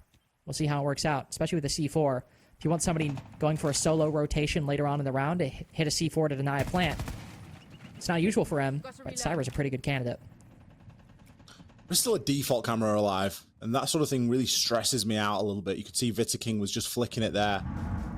It's just got off it that very second. FaZe now know quite a lot off the back of that default camera being up. They're able to see a couple of the attackers on it. Logic bomb phone call coming out. Oh, Handy just turns away at the wrong moment. Unfortunate timing there. It's going to allow Dudez to pick up that opening pick. Just a clean three-way pinch from Fluxo w7m at the start. Exact kind of thing you want to see if you're hoping they can level this and make it overtime. Cyber taking some damage down below as the next target for this coordination is likely going to be Vita King inside of Generator. Nade destroys the Banshee, Flashbang takes away his vision, and where's Vita King going to go? Absolutely nowhere. Stands fast in his position knowing that there's a C4 below to stop anybody from pushing through the doorway. Part confidence, part luck, keeps him alive. KDS on for the next. Now Cyber, with pistol in hand, taking a fight with another. Just outside a garage, him and KDS holding down this position. And by the slimmest of margins, Fluxo w7m's push is backed off as Dots downed on the floor. Eats up a big chunk of their time. King will be allowed to rotate inside of IT there. Not sure how known he is at the moment. I think this next move will tell us. King is going to get taken out, so I guess he was known. Either that or there was some snappy reaction. Regardless, Odez has quickly found himself not in an unwinnable position, but in a far less than favourable one. Diffuser, cold on the ground. 3 defenders stand between him and getting this round said and done, and only 20 seconds to do it in. Yeah, it seems like, unfortunately, Fluxo W7M's chances seemed bright at the start with that opening pick, but another mid to late round recovery by FaZe Clan might end this one in 12. Moving down the staircase, not enough time to get the plan, enough time to get 1 kill, maybe another if FaZe are feeling generous, and no. Stingy as misers at the moment are FaZe Clan. 7-5 on their opponent's pick, and one of their strongest maps after this. Only time will tell who will come out the victor in this heated rivalry between FaZe Clan and Fluxo W7M on Consulate, and at least to start, with FaZe on the attacking side. First bans they will take off the board will be Clash and Cade. On the flip side, Grim and Monty taken off the board as well. But Ollie, as we mentioned earlier, it was just a couple rounds that put FaZe over the top on Nighthaven, and on Consulate, just a couple attacking rounds could do the same here. It's what it's going to come down to. Ultimately, it feels reductive. It doesn't necessarily feel like Defenders, protect your bombs from being defused by attackers. That genuinely is the way that Nighthaven Labs played, and I believe it's the way that Consulate's going to play as well. Consulate, one of the hardest maps we've got in our pool to attack. Is it? And Aidman up against a Monty and a Grimban. So a little bit of a mixture there, but the shields being the headline act, they're both getting punished for both sides individually here. FaZe still have a couple of different shields that they can choose to go with. I find it quite funny, Links, because I've got a feeling that we're going to have slated this as a difficult map to attack and blah, blah, blah, attacking win percentages. What if FaZe just come out and win 4 rounds on the attack? Like, what do we do there? Where do we go? I close VMix and go to bed. But it's early for you, though. It's only 29 for me, so it must be early for you. It is currently 2:39 Central Time. That's too right. That can't happen. That's too early. Have you heard of a nap? Have you heard of a nap, Ollie? I'm familiar with the concept. Listen, man, you sit in your corporate-controlled, only sleep at night system. I sleep when I want. The man doesn't tell me anything. Yes, of course, because it's the corporates that make us sleep at night. Well, there's a whole lot of discourse we could go into that I will not. Ooh. Little scorpion being fired down yellow stairs after King running downstairs. FaZe Clan not looking to press this position just yet. Seeing if there is a gap. There's clearly not. So they'll focus on some other objectives for the time being. It's a CEO defense to start. The bulk of the presence from Fluxo W7M will be up top. So the question, of course, is always, well, do we go for a straight CEO repel execute, or do we try to do an across from the admin side? It seems that FaZe Clan are leaning towards the latter, as one Candela goes off in that position. And while there's nobody in these immediate rooms surrounding the building, there are some further beyond, as King will come to recognize just now. Well, the pre-fires through the wall, but it's going to be Souls credited with the first kill onto Dots. King might be down, but you can count that as a late trade, but a trade nonetheless. Loban in and amongst his spider web of Denari trips there, waiting to catch the victim as they fall into his net. Deployable shield as well for people to play behind. And of course the Shumika launcher inside of the Tachanka. Palu, next player to fall. Andy will go down as a trade though. Everything pretty rapid and being responded to here so far on Cafe. Reloading. Love doing it good. Whew. I mean, might as well be Cafe. They're taking FaZe out to lunch right now. 3 kills for Loban, 3-1 for Fluxo W7M. And Cyber, good for 1, might be good for another, depending on what he can find. 2 players clown carring into the long desk position. Gotta be a little careful here for everyone involved, especially with Cyber having to deal with that deployable shield to his left, though Loban peeking out, and nobody has actually moved behind the shield. They're instead playing very conservatively inside a long desk. Cyber trying to bait out a swing from one of these angles. Right as he throws the nade, Loban gets his fourth. First win on the defense for Fluxo W7M, and the name of the game will be run up the scoreboard as much as you can in these first 6. You can't afford to make a single mistake because it's going to get punished and it is going to be capitalized on. So whilst Fluxo are on the air quotes easier side of things, the pressure is still on to make sure that they perform, and they have to be walking away with, if not 6, 5 as a minimum of these opening rounds. That was a great start, and they were able to convert that opening pick into a round advantage and eventually into a successful round. Will be a bomb site, though, that falls in that grey area of just being a little bit more vulnerable. Whether it'll be the basement or whether it'll be the third choice bomb site, time will tell. But at least for round 2, we'll be headed downstairs to that basement. Reinforcing the wall. Prone to razor The bandit coming into play as well. Some of that hard breach now to make breaching a bit more difficult. Though with Cons all the way on the top floor, see if he maybe decides to dedicate something upstairs. I don't think he would. Though a single wall might be perfectly fine to do so. And some of the swaps on the attacking side as well. Cyber bringing in that snake shot banned on Nighthaven Labs by Fluxo W7M against FaZe. So you have the opportunity to see him in action with that Soliton scanner. See why Fluxo W7M felt it was such a threat. And additionally, these boogie drones as well. A lot of opportunity not only to get a good clear of the top floor with that information, but then as well get this great verticality from the boogie drones. Already one thrown into the building, creating a nice little line on the inside. Balu ready and waiting here just outside of the castle barricade. Maybe hoping for a ram boogie drone just to get thrown through it, or maybe even for it to get sledged open. But Handy, with his positioning in the way that he's waiting, you'd like to think that he knows what's going on a little bit here. Yellow ping comes out to confirm it, and they're going to try and pick this up as a kill. But, oh, Handy! He just gets taken out. He just presented himself at the window on a silver platter, and Palu didn't need any invitation. That's criminal from Palu right there. I mean, that is about as good of a read as you could have. Just waiting with the shotgun. Beautiful play there. Now FaZe Clan just have to continue down a body. Sledge wasn't going to be adding much, but at least he could have taken down the castle barricades and given you another gun. Loban on 1 HP. From where? Seems to be the main door. Soul's the culprit of that with some 417 shots missing. As other remnants of his team begin to take control of admin. No 4v4 just yet. Will Dodez, I was about to say, confirm? No! Not able to get the kill, and instead 2 go FaZe Clan's way. With Loban on low HP, this round might have just shifted hands much quicker than Fluxo W7M expected. Sensor activated. Big chance here for FaZe.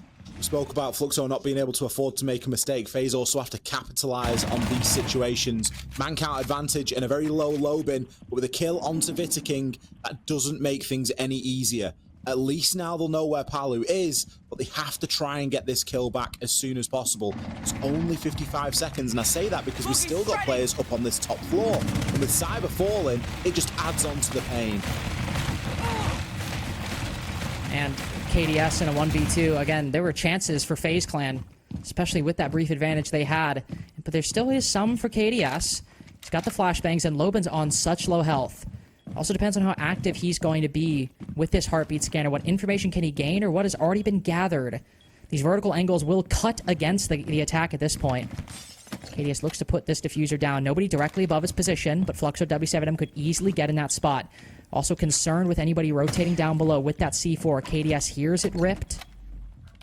Instead, will make another attempt as Loban continues to scan. He falls off again, dodging that C4, but there's another one that could be sent up by the Fluxo W7M side. Trying again. Instead, this time, not able to find much of anything. Just keeping him guessing, keeping him at bay, and always keeping those doubts alive. That could be the opportunity that FaZe were looking for ahead of this matchup, knowing what they were going into. And you can't help but feel like it has slipped through their fingertips.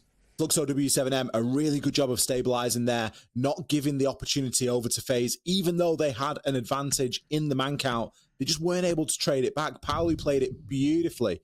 In and around CEO and Connector, picking up a kill, managing to stay alive for a little bit longer, and then his teammates on site putting in the hard yards as well. Loban He's had a fantastic game so far. He's 5-0 at the moment, ahead of round number 3.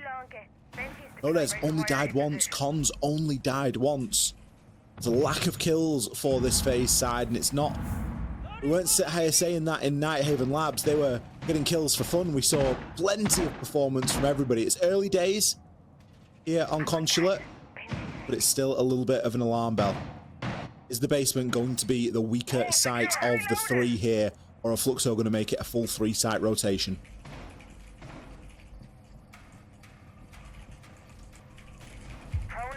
Could be possible. I mean, on Consulate especially, it's not unheard of. And on the basement as well, which will carry some fundamental principles from the other sites here, though, as you can see. We have the pulse coming back through for Fluxo W7M. Addition of the castle to create a bit more of a maze for FaZe Clan to search through. Those black mirrors, as you highlighted last map, that has been really impactful in a lot of the matches that we've casted in the past few days. A lot of problematic utility that FaZe Clan will have to concern themselves with.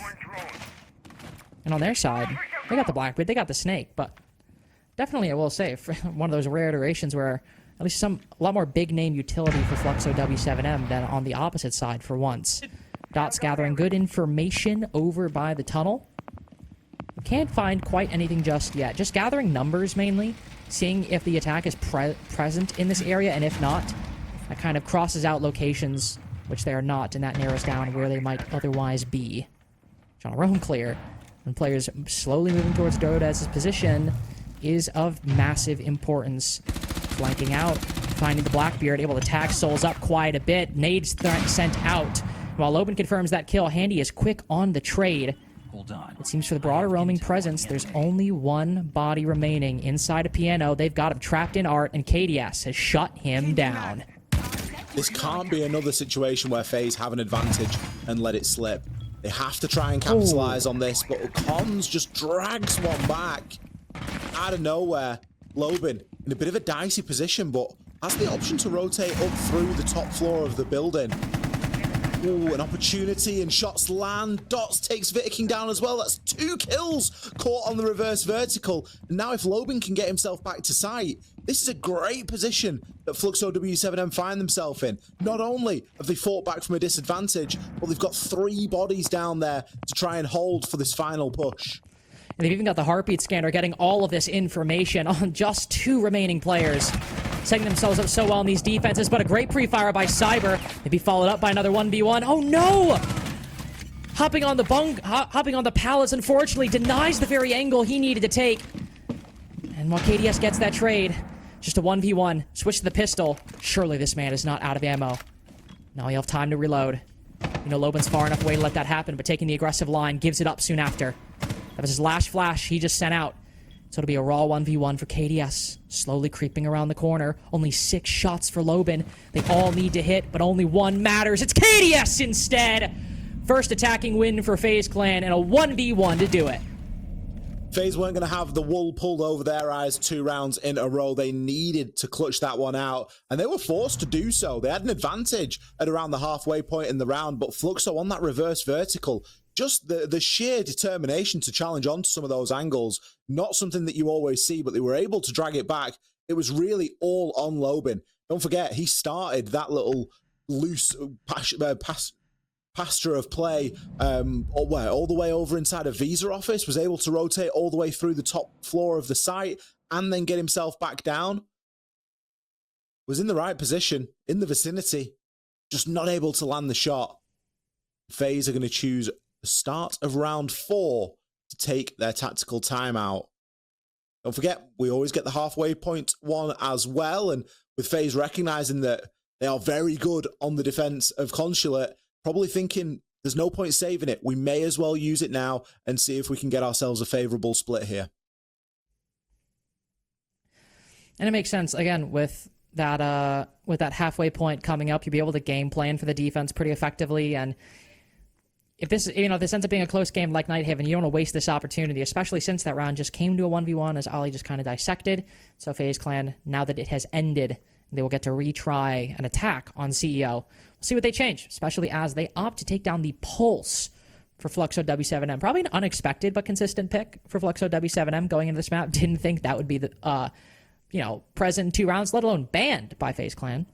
But clearly concerned enough about it that they want to take it off the board. Conversely, Fluxo w7m picking the Twitch. I was going to say, maybe we'll see a bit more traps in play, but no, actually. We have a Jaeger Wamai combo. Are we back on cafe? Are we back on like utility? Don't matter. I was about to say, honestly, your cafe comm earlier actually ended up being prescient. I was going to say, it's like it's spoken it into existence, hasn't it? It is like we're back on cafe. I mean, hey, you look at that. Like, sure, there's a single window right behind you, but like, you look at that position in CEO, like caddy corner from the window. It's kind of like Pixel. I get it. Kind of. I do get it.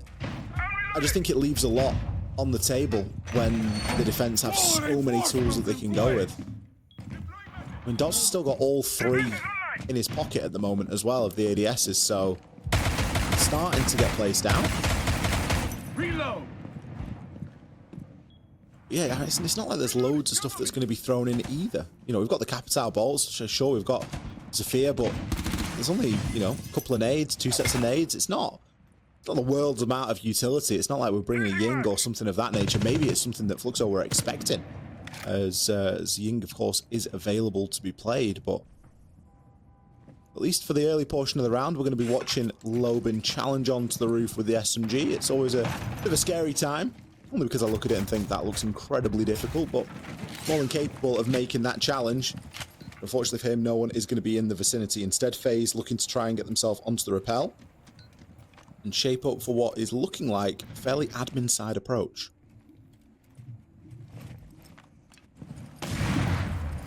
It's looking like it. Especially now that Handy will repel in. Vidiking with the first. My going down. That's a crazy pre-fire. Setting up all those ADSs, and for what, unfortunately? Dots on top of the filing cabinet. An oldie, but a goodie. Not necessarily in this case. As Handy just walks in, and the Dots a bit slow to the punch. 1 HP for Handy, low HP for Souls, but a 5-3 advantage for FaZe Clan. That's why Cons, you can see, trying to play aggressive on this doorway. Hope that there's a little gap in information, that FaZe Clan will make a little bit of a stumble, kind of like what we saw Handy take advantage of last map. Because when you're in the 3v5, you got to do something to try to win this back, whether it's peek Skylight or peek that doorway. It's unfortunate for them, FaZe Clan aren't biting. Partly going to be looking to try and challenge onto the bottom of Spiral here. Lobin falls to the hands of Vidiking, and that should be freeing up the passage up those Visa stairs, but with KDS falling on Spiral and no one there from FaZe to take that place, they may hold an advantage, but it is only in man count, certainly not in HP. Handy, Vidiking and Souls have barely got enough between them to make a full body, and Handy, well, he's not long for this world. Cons takes him out there and can continue to try and hold onto this meeting door at close range. He's able to find himself another. I thought he was going to swing for the third there, but he's probably going to get gifted it anyway. 3 kills on the round and leaves Souls in the 1v1 with Palu, but there's still 30 seconds left. It's another one where FaZe might end up winning a round from behind when they had a lead at some point. And so Palu wrapping around, one of the people that started all of this. Impact goes out. And so now Souls puts the diffuser down, trying to send a signal. And so Palu runs over, moves to the doorway. Can he get the angle in time as Souls puts it down? Yes, he can! Another 1v1, but this time going the opposite way, and it just compounds Fluxo w7m's lead further. Well, Fluxo w7m, another round that comes down to the wire. I tell you what, for as decisive as we thought that this first half was going to be, we could be sat here calling this a scoreline in exactly the other direction. We could be sat here saying FaZe have won 3 rounds and Fluxo have won 1, because there's 2 rounds that come to my mind that have both come down to 1 versus 1, or very narrow clutches. Even the round that FaZe were good for downstairs, it was a 1 versus 1. They've not been a million miles away from picking up some of these rounds here. But Fluxo have just been able to hold on those few occasions. Round 5, back to the mid floor we go. Heavy trap lineup with that Fenrir and the Mozzie. And then a little bit more of a traditional setup. And the double SAS operators, Mute and Smoke, both being brought to the party. Mirror window is going to be a factor as well, and that's likely going to get played both on the site and potentially upstairs as well, just to try and hold on. You think back to the way that this round went, Lynx, it was another very narrow margin, wasn't it? Came down to a 2 versus 1. Plant being attempted. chance there. I think it was a big round from Palu, if I remember rightly. He was able to pick himself up a couple of kills on the top floor and really drag that advantage back. I mean, all these rounds have been very close. I mean, 2 1v1s, and as you pointed out, last time we went to Expedition in Piano, it was a 2v1. FaZe Clan ended up losing. So all these rounds have been quite close. This was certainly one in which Fluxo w7m started off, at least in terms of the man count, with a lead. We'll see what happens here. With that trap-heavy lineup, as you mentioned earlier, the F-Nauts. Well, actually, in terms of traps, just the F-Nauts, but still, you have the Mozzie Pass as well. A lot of gadgets just generally that can be placed on the floor and make the attacking team's life a little bit more difficult. Good to see it quite loose play on this top floor as the air jabs go out. Handy will look to control that exact style. Make sure nobody can retake positions or go for flanks without first destroying an air jab and potentially giving away their position.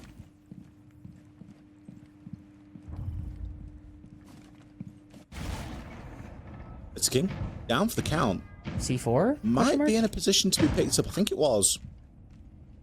Should be recoverable at the moment, but it's going to drag somebody from FaZe away from a job that they otherwise would have been doing.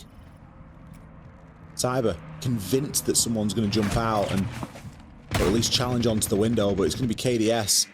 Pays a little bit of a price for picking up his teammate in King, but at least maintains all 5 players alive for the time being. Dots, C4 ready. I don't think he realizes how close he is. If he sends that out there, especially with the low HP on King and KDS, he might have a chance, but it's going to be handy to fall despite the chipped players on FaZe. It's the full HP handy to go down. And Soul's good for the follow-up. So, dead even as we move into the final minute. Something needs to start breaking FaZe's way. They don't have a clear entry at this point, don't have an exact amount of control, but they do have quite a bit of utility. The concussions and Capital's full utility, as well as both nades and flashes as well. So a lot of different ways they could crack something open, even if they haven't done it just yet.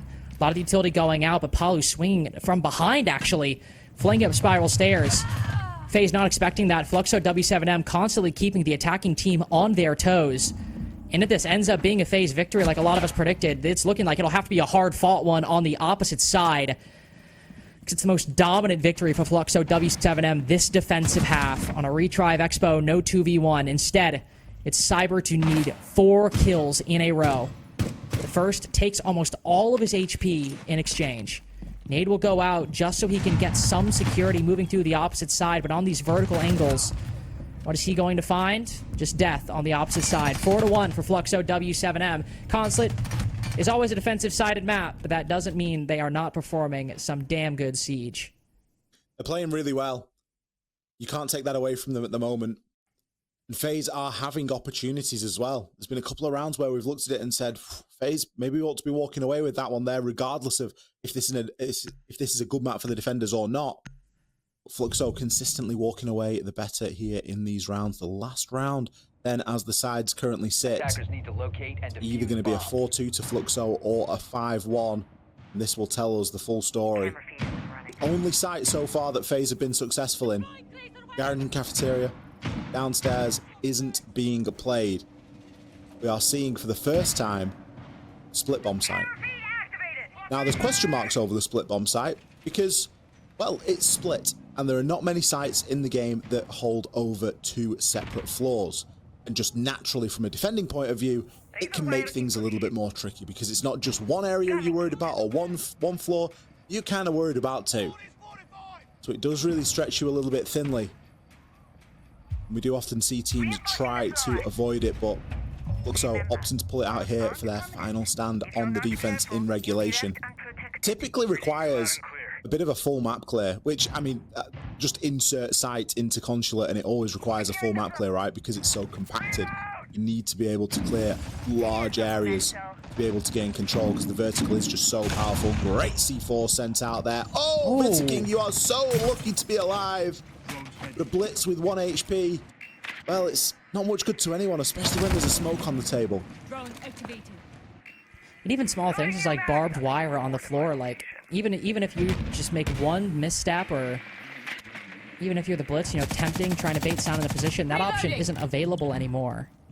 So if King throws some smokes and they end up occluding the wrong spot, you might just walk in and kind of die the same way Loban did on Nighthaven. right before that Souls clutch. He's hit by a Gershmont this time, it seems. Sudoku call goes out, so not much hearing he'll be doing at the moment. The rest of his team will flood in through the yellow stairs side. Soul's actually the first to go down, despite Vita King's reduced HP. Whatever information or plan FaZe Clan had is falling apart in the first minute and 10 seconds. Yeah, through the drone hole, Loban was ready for that one. They want to make the call early, but a 5-1 half seems very likely for Fluxo w7m. If Cyber's not able to either use this information and get some kills or find a gap through the middle, the odds of them running away with this seem quite low. Diffuser cold as well. I can only think that it was in the hands of Vita King. Should be a freebie, and it will be. Cyber grabs one onto Dots. Maybe look to move upstairs and think about recovering that diffuser, but if there's still players hopping around inside of admin, it isn't going to be as straightforward as just walking up and taking it. Handy. Vertical awaits him at his feet. A narrow chance there. The nade sent out. Two players inside of admin, and Cyber's got one. He needs to grab the second. Hostile 3. Oh, it was outside. Handy's just picked up the diffuser. I thought he'd left it inside of the corridor outside, but Cyber's actually, he's got the ability to leave him here. He can catch him on the rotate back. Might be able to. Might just be able to in the 3v3. And while the odds were low, they've increased since a minute and 10 seconds ago. Handy now moving downstairs, looking for some kind of 1v1, some kind of momentum. Big kill by Cyber. Hold on. Paying for his weight in this round. So much momentum gained by this one player. Still pushing further. I've completely frozen, so. Logan, he's got the vert. He knows exactly where at least one player is, but Handy's going to start getting that plant down. Cyber ties a bow on what was a fantastic Cyber round. And I think, again, another showcase of just how powerful Solid Snake can be there.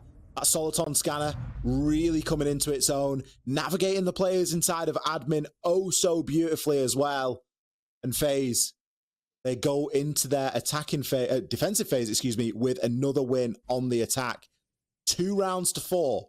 That was the exact scoreline that was good enough on Nighthaven Labs. We've got our desk to give us their opinion on the first 6 rounds. Thank you very much, my friends. Now, we can talk about the first 6 rounds, but first I think it's important to give the context in which this match is happening, Jesse. Consulate is a stronghold for FaZe. How deep do these water run, really? Yeah, I mean, Milos, we've talked about it already. I already told you this is a 10-game winning streak for FaZe Clan. They dominate on this map, but I went and took a look back. The last time they lost this map was going to be February 9th, 2025 against SSG at the 6th Invitational. That was an 8-6 loss to FaZe Clan. Suppose they had won that match just for a minute with me. What do you think their win rate would be at that point? What their win streak would be if they'd won that? Would it have been 11 maps? Maybe you're thinking 12, maybe even 13. If FaZe had not lost that 8-6 game, they would be on a 20-map winning streak, beating in a row since August 22nd, 2024. W7M, Black Dragons, NIP, W7M again, Liquid, Space Station, E1, Furia, Secret. Then it's the Space Station 8-6 game. Then they beat Liquid, BDS, Furex, Curazinho, sorry, tier 2 Brazilian team, butchered that. NIP, W7M, BDS, M80, Liquid, and of course Team Secret at map 1 of the 6th Invitational. Fluxo have played a great game so far, spearheaded by Loban and Cons with some masterclass rounds. If they can get just 3 attacks in the next 6, they will do something that is nearly unheard of in Rainbow Six. On the other side, Cyber could always exist, and then all your planning just goes out the window, right? But that'll be for our second half. We'll see if Fluxo can lock it in and take us to map 3. Back to our wonderful commentators, Lynx and Ollie. Enjoy. I think we will, Ollie. I mean, now we got the defensive side. Consulate, always a bit of a game of 2 halves. Never quite as, I would say, like, hotly contested as some of these other maps or side splits can be. So let's see if FaZe can take advantage of the defenses here. But I also think more importantly, just recover from some of the woes we saw in the attacking half. Consulate, like I said, might be defender-sided, but I mean, you only win 1 attack because of a 1v1 and another because Cyber got a 4K and like a 3v5. That's just insane. That's a separate thing entirely, isn't it? Yeah, but that's the FaZe effect. And you wonder about who on the side of Fluxo W7M is capable of either of those two things. Are they capable of pulling off a 3K, or are they capable of pulling off a 4K? It really comes down to those sort of margins, because that's what it took for FaZe to get attacking wins here on Consulate. And it's likely what it's going to take for Fluxo w7m as well. FaZe Clan, they are loving that Soliton scanner ban, that snake ban. Monty also removed a Cade and a mute on the flip side as well from Fluxo. I think that FaZe maybe early adopters of Solid Snake, and they know just how good it can be. And I think Cyber demonstrated it beautifully in that last round as well, round number 6. If there's a reason to remove it out of your game, if there's a reason it's worth a ban, that's probably a reason in itself right there.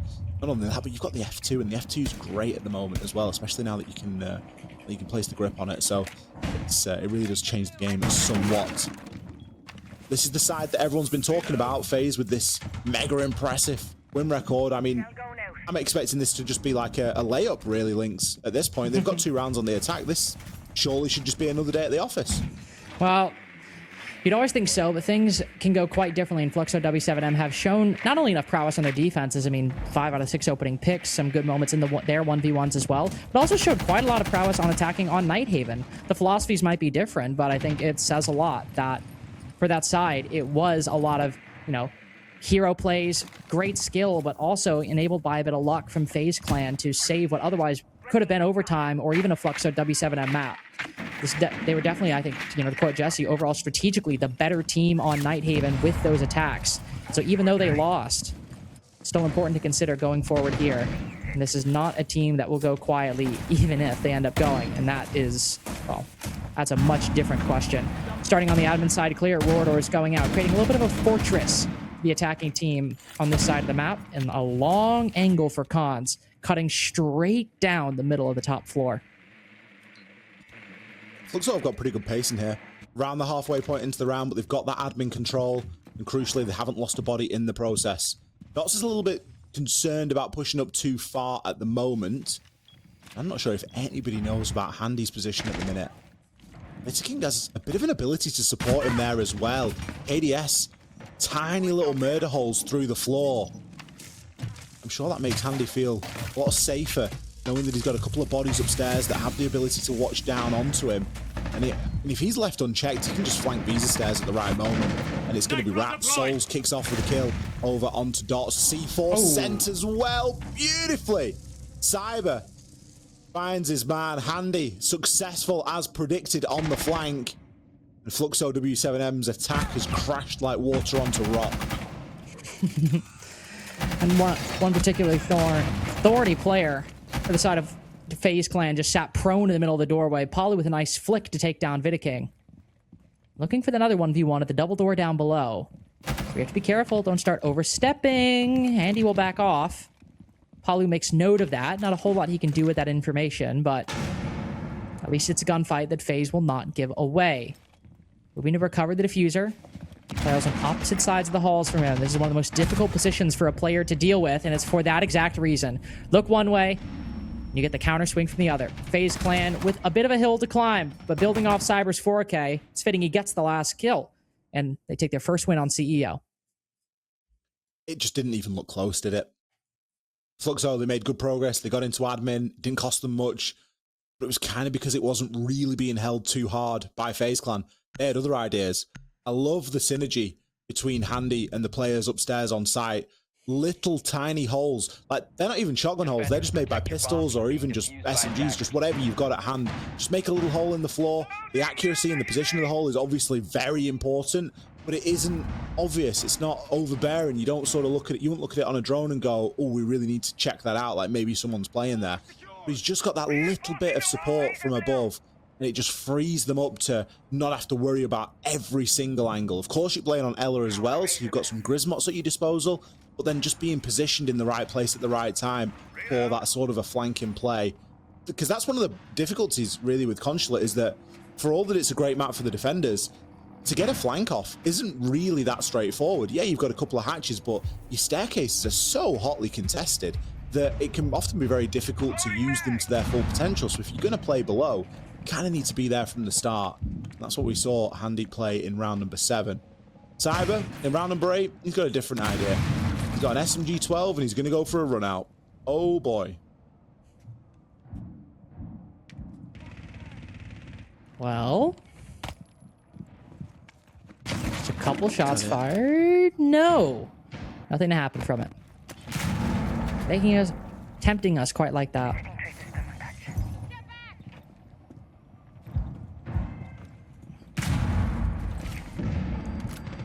Are you still buffering? Oh yeah, big dog. Don't you worry.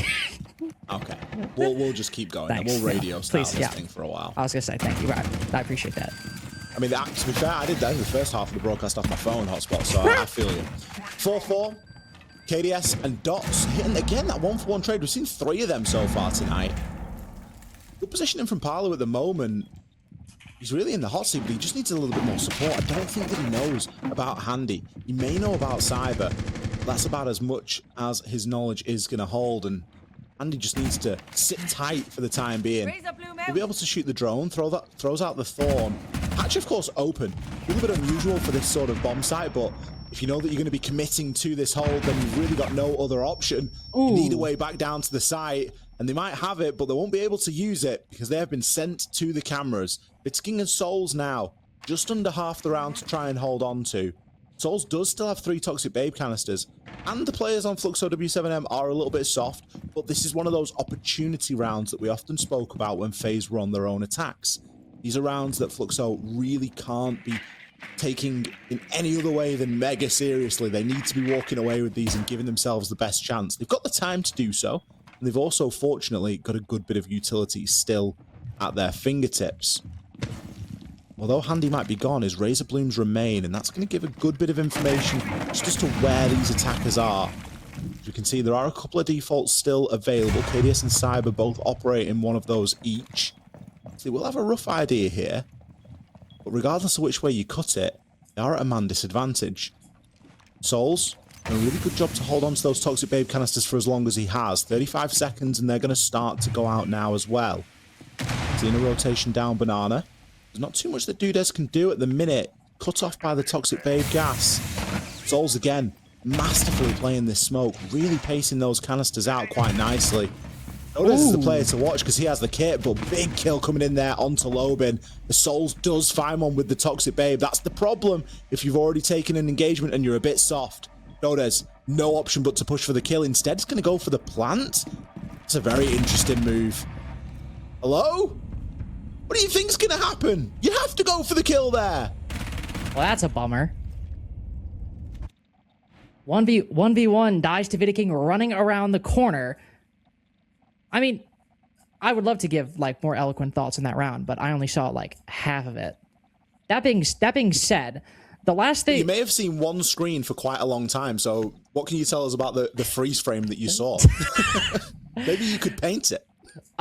So there were 3 freeze frames I saw. One was Cyber sitting on a balcony, which honestly was quite idyllic. Early in the round, it was honestly kind of pretty. I was a big fan of it.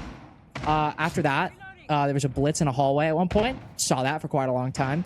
Then at the end, I didn't get to see much of anything. However, as just a more general broad trend point, because doing any like particular or nuanced analysis of the specifics of that round is going to be impossible for me.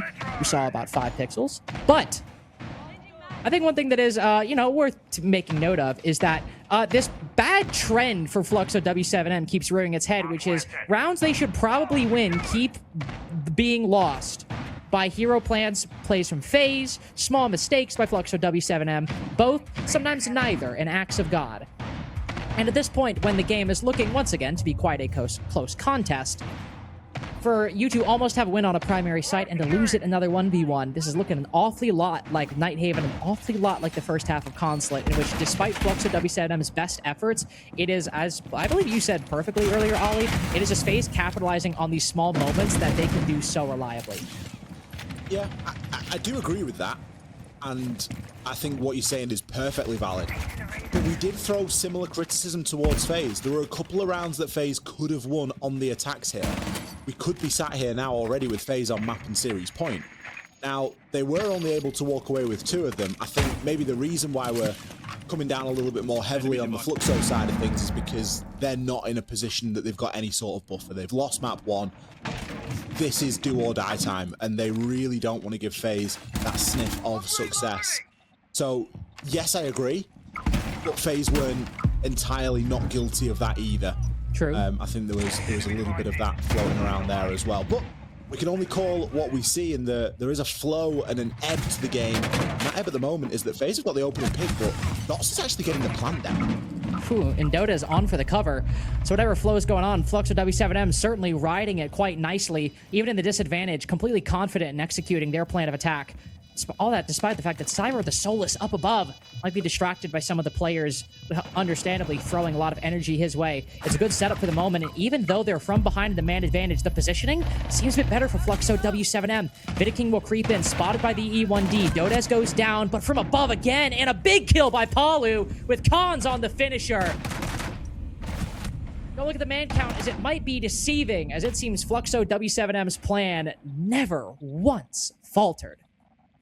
That was very similar to the tank round we saw in Nighthaven Labs. Fluxo w7m, they're not a team that's scared of taking advantage of an opportunity, recognizing there's a gap. We can get in and get the plant down here and just immediately put the pressure onto our opponent. And that's what they did.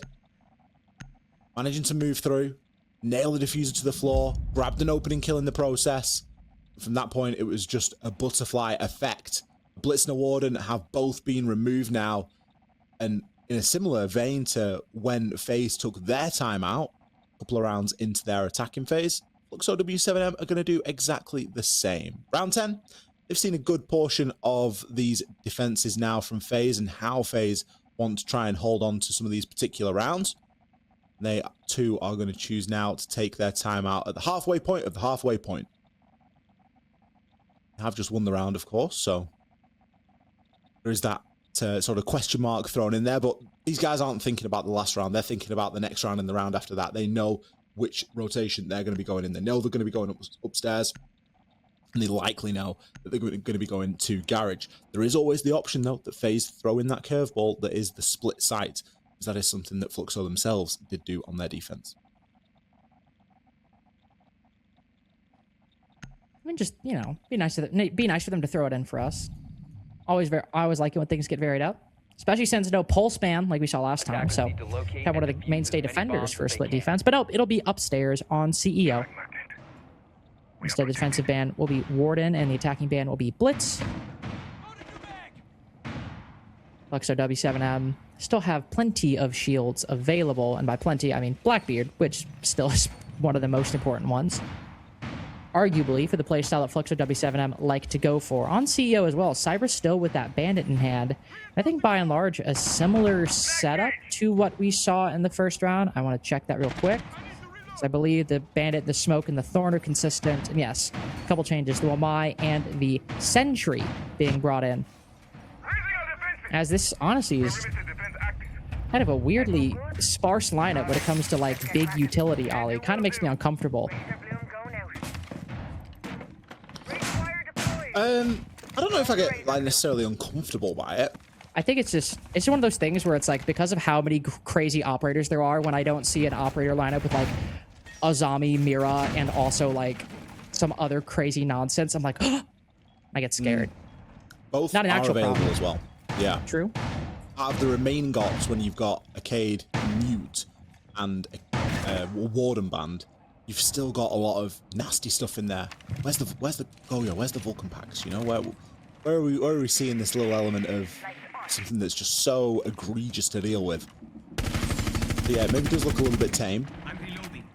Let's not judge it on the utility just yet. Maybe if it all goes badly, we can say, yeah, they should have brought this, that, and the other. But That's I agree. I think it does raise a little bit of an alarm bell. I mean, Fluxo's lineup is the entire opposite, right? You've got Bees, you've got Capital, and you've got Ying. That's just straight up honking. That's the kind of lineup you need to be running in your Ranky stack if you want to be walking away with with some elo, because they're the tools that are going to win you games. So Fluxo, on the balance things for me, yep, they've brought some pretty good tools to this job. They've still got to try and use them. Playing the same sort of system again with these little murder holes through the floor. It's really an angle, that. And such a difficult one for the attack to deal with, just because coming out of that doorway and then also looking up, especially you'd be pre-firing at a diagonal basically, and that just, with the rafters and everything, it just seems quite difficult to deal with compared to Vidiking's comparatively quite clear view of the door frame. Minute and 50 seconds have passed, by the way. So not only is FaZe Clan running a sparse defense, it's been quite a sparse round for action. The only shots we really saw get fired were into the floor by Vidiking. Now, even then, feels like 8 hours ago. Flashbang's going in, and this is what you can save up all that utility for, to dump it at one time. Flashbangs in. Candelas and Bs being thrown. Khan's creeping up, see if he can catch anybody off guard, but the smoke canister choking off that exit. Good foresight by Vidiking, aware of the possibility of a lurk. So Dots sprints on in, but hit by the Razor Bloom, not dead. Definitely halted for the time being. Pushing in with the pistol, put even lower, and then finished off by Cyber on the cross. So it's long desk control for Fluxo w7m, but defenders still in close quarters, ready to mount a strong comeback. MP7 good for 2 through the floor. The pellets hitting more metal than flesh. The next one far more direct. SMG 11 out, but Palu quicker to that. So looking further to defenders inside of CEO.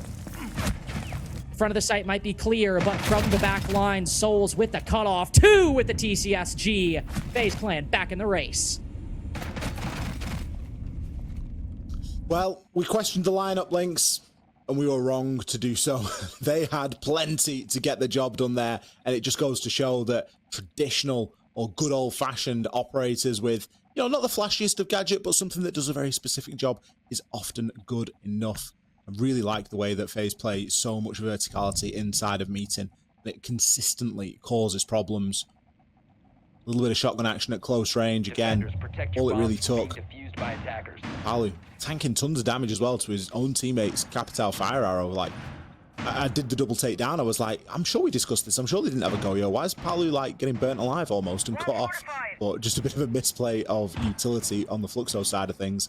5-5 all leveled up now. FaZe have done the hard part really in bringing this back to a game that only has one round in it, despite the very one-sided nature of both of these sides. FaZe are finally on the up and up. They're going to be going downstairs to try and cement this lead and the match and series point, more importantly. Fluxo, they've used their timeout. This is really where the pressure starts to mount. They will have discussed how they want to deal with the top floor and likely discussed how they want to deal with Garage in that tactical timeout.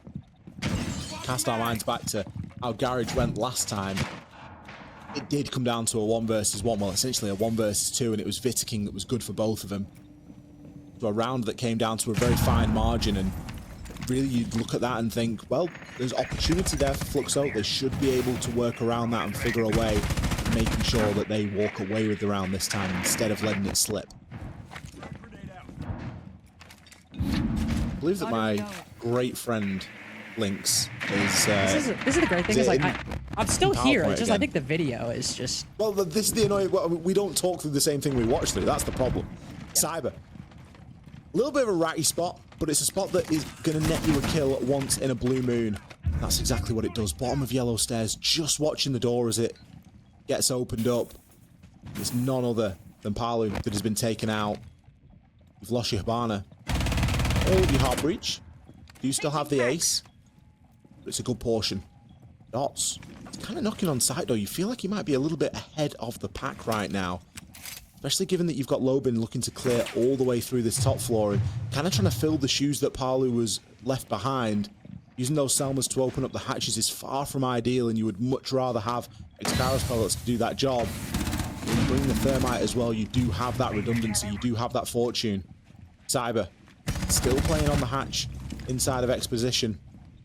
It's going to be handy, the next player down. Lobin through the partially open hatch. I guess the only advantage of opening it with an ace, is that you don't always give the full game away and you just get a little bit of a line of sight through there. He's going to be able to make good off that. Cyber's still showing no signs of moving and can just continue to watch onto this yellow door, really for no consequence. Subsequent kills that are really going to matter. Another trade, 4th trade of the night. Not much been separating these players inside of SAL this evening, other than a little bit of internet latency, but even then, Cyber kill onto Cons. further cements this advantage, and he goes back to watching his ever-favorite bottom of yellow stairs. He's since dropped the hatch, and instead he's just going to play this statically. KDS, he's still upstairs. Logan has no idea. Dots has barely moved all round. He spent the majority of it here at the bottom of yellow, just knocking on the door to the side. Now as the Blackbeard with 1 HP has a mountain to climb. KDS, he got a parachute to the top, and he's already taken the high ground. Still kicking around inside a piano upstairs. Not good enough losing one player from Fluxo to him. They have to lose 2. Match and series point now for FaZe Clan. So it started buffering 5 seconds after the round began. It stopped buffering 3 seconds before the round ended. It knows. It honestly, it must know. It genuinely feels like it knows. Attackers need to locate and defuse It bombs. genuinely feels sentient at times. When I was casting earlier to start buffering, I'm like, I literally was about to start play-by-play and it started buffering. I'm like, that's crazy. And that happened multiple times. My computer's fighting against me. Camera feed up and running. Here's the thing, though, right? Like, here's the thing. New camera At the end of this game, my FaZe favoritism aside, I just feel bad for Fluxo w7m. I just feel like really bad because they have played so objectively well across Nighthaven and Consulate, and genuinely both maps might come down to some very, very important 1v1s or 2vx's, and on Nighthaven a 2v5. So while there's a chance they might go to the lower bracket, which by the way I don't think is like a guarantee at all, this has been a very close half. Fluxo w7m have proven capable. And a second attacking win on Consulate might be difficult, but FaZe were able to do it. And hey, they just started with an opening pick. Handy in front of Yellow Door, trying to give them a favor. And look at this. He's actually just taken for a little bit of walk, holding the cutoff position. It's 3 Toxic Babe canisters lost as well. That's In a lineup brutal. that is designed to try and deny a plant and gather information. Those Toxic Babes are going to be crucial. King below on the Solace. Doesn't know that Palu's going to be on those yellow stairs. May get caught off guard here and is caught sprinting around the corner. Palu doing what he does best, and it's that lurk roll. Take a little bit of space, don't make any noise, and just let something happen. Cyber, 15 and 8. He's going to have another Cyber round. That or either KDS and Souls are going to have to step up. Neither of which is unlikely, by the way. It just really doesn't put FaZe in the best position when they arguably need it the most inside of this Consulate. Because, as you say, Links, it has been a fairly close game at times, and there's not that much in it right now. Fluxo are well in this fight. Deploying sensor. Yeah, well in this fight in round 12. You know, FaZe Clan are not short on at least abilities to gather information. I mean, Black Eye Camera's heartbeat scanner, F-Knots, you can't get a much better 3 remaining players or 3 remaining operators for this position. At the same time, you have the Blackbeard to break through all that. You've got the air jabs to control any flanks that might be making use of that information. You've got the smoke to occlude, secondary utility to blind or to move out of position. And now as KDS falls as well, one of the most active iteration of it, the heartbeat scanner is gone. So Cyber moves for this flank. Is there anybody you can actually find? Somebody close in the stairs, but Palu's been here for like 8,000 years! And his time has come now! Was that 4 kills for Palu all through round 12, and it'll be overtime to give Fluxo w7m another shot. 4 kills for Palu, and he barely has to move his feet to get them as well. Like, just out of nowhere, the strangest round transpires. In a game that has been dominated by the defense, the attack walk all over it and get basically a flawless. Had the last kill not been a trade, I think that's the 5th or 6th trade today, it would have been a flawless round. So we can fairly comfortably give them that honor. Attackers need to locate and defuse bombs. Pressure now on. Pressure maybe more so for Fluxo w7m, because at the overtime, they actually remain on the attack. Now, okay, we've just seen them have a successful attacking round, and they also did well upstairs in Exposition and Piano as well. A 2-4 split. You don't really want to be going on attack inside of the OT. FaZe, of course, on that defensive side, so still holding that major inherent advantage. But that doesn't matter if you're giving bodies away so early on into the round and allowing Palu a lot of space to operate within. 17-9 right now. Not even head and shoulders above the rest of his teammates either, because both Lobin and Cons, they're on 10 kills apiece. Look over to the side of FaZe, and it's really the Soul, Cyber, and KDS show, but a much more equal split for Vitaking and Handy. Much more equal. Soul's taking a breather, pushing his hair back as he goes prone behind the desk. When much more active, getting into the fray, hops in, shoots the default cam, backs out. This looser setup in round 13 be quite lethal if FaZe Clan aren't concerned about it. There might be barbed wire, there might be things blocking off these positions. If some nades are thrown early, or if Lobin just finds a gap somewhere, even through one, could be problematic, especially with the Blackbeard brute forcing things. Mirror window being brought, looking straight into admin. Though nobody from the attack actually in there just yet.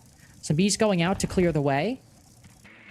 Gathering information by crossing things off Fluxo w7m's list. But as they see this mirror window, possibility that somebody might be behind it confirmed once they move that drone forward. And so FaZe Clan take their fallback positions. FaZe not looking to try and contend too heavily in the early portion of this round. They really want to try and move through and guarantee this first round of overtime. Lobin has positioned himself on white stairs at the moment. Will send out the logic bomb. You can see that the FaZe players are fairly tight on the site at the moment, whereas historically when we've seen them play this site, they've been spread with at least one player below, just looking for a bit of backstab or a bit of vert angles. That isn't going to be the case this time, so the logic bomb is just going to kind of clear the way. It's going to more tell Fluxo w7m where FaZe aren't rather than where they are. Dots in a bit of a dicey position here inside of the hallway. They look to try and move through, but the Toxic Babes batting back. They have all been used now, though. At the 55-second mark, it's not given much to kind of lean into and rely on later, especially given that Cyber has already used his C4. Those 2 kills aren't going to help matters either. No, not whatsoever. Flawless for Fluxo w7m. The exact kind of omen you want to close out OT and push us to map 3 of Chalet. So much prep work going into that round, starting off with the admin clear, and eventually hollowing out the mirror window behind it. And now at this point, with the defense next on the cards, there is a hell of a burden placed on FaZe Clan. Have to win 1 attack and 1 defense in a row, lest they go to Chalet. I'm at that, you know, in the grand scheme of things, is recently under their pool in the past year or two. It could be quite difficult to figure out. Console CEO will be the site for Fluxo w7m. And I have to think that given that we just saw how easy it was for Fluxo w7m to maneuver around admin, they'll probably consider how easy it was for FaZe Clan to do something similar when they attempted an aggressive control of that position, which is probably why we see, as opposed to I think was the second attempt by them, we don't see any Jaeger Wamai this go around, though admittedly, it did still win that round. After all the hard work that FaZe have put in on their defenses, they have now once again found themselves trailing in this game. Fluxo, they need to win this round. They need to try and get it done on the easier side of things here. They've already done, not the impossible, but the hard part, getting that win on the attack. And a flawless one at that as well. Just go to show that seeing that site so many times, they have eventually managed to pick the weaknesses in that defense. Not that it was exactly the same every time, but there were definite similarities. FaZe now with pressure on themselves. Bit of a statement round as well, Lynx. You know, flawless from Fluxo. Like, FaZe just weren't even anywhere close to getting the job done there. Now they've got to come in and try and battle back. They haven't got that security of 2 defensive overtime rounds inside of inside of the OT. Cons, primed and ready. We've seen him do great work on the Tachanka already tonight in this very position. LMG can be a bit of a truck. Dumpy fire rate, but at close quarters, it really gets the job done. Time being, at least, Vita King will be moving into Visa office. Conscious of those Visa stairs. Dots, dicing with death and danger there, will be able to retreat out of admin. gets himself back onto the site. Not the healthiest, but he's got important utility, and he now needs to stay alive. Canary trip is going to be a little bit annoying for FaZe to deal with, and they're going to have to send a nade out there and get that dealt with, or even a Rotero drone to destroy. And that will be a problem that will be starting to come up for them. Belt and Brace's approach to the drone work, though, is handy. Isn't leaving any stone unturned inside of admin. KDS now knows pretty much with surety that he can just walk up spiral stairs as well. When the push starts to come from this admin side, he will be there, ready and waiting on spiral. Ali downed, but not out. There is an ability to pick him up here, and there are plenty of Fluxo players to try and cover as that happens. Shimika Launcher is going to do a good job of zoning off area as well, so that no one comes in with a nasty swing.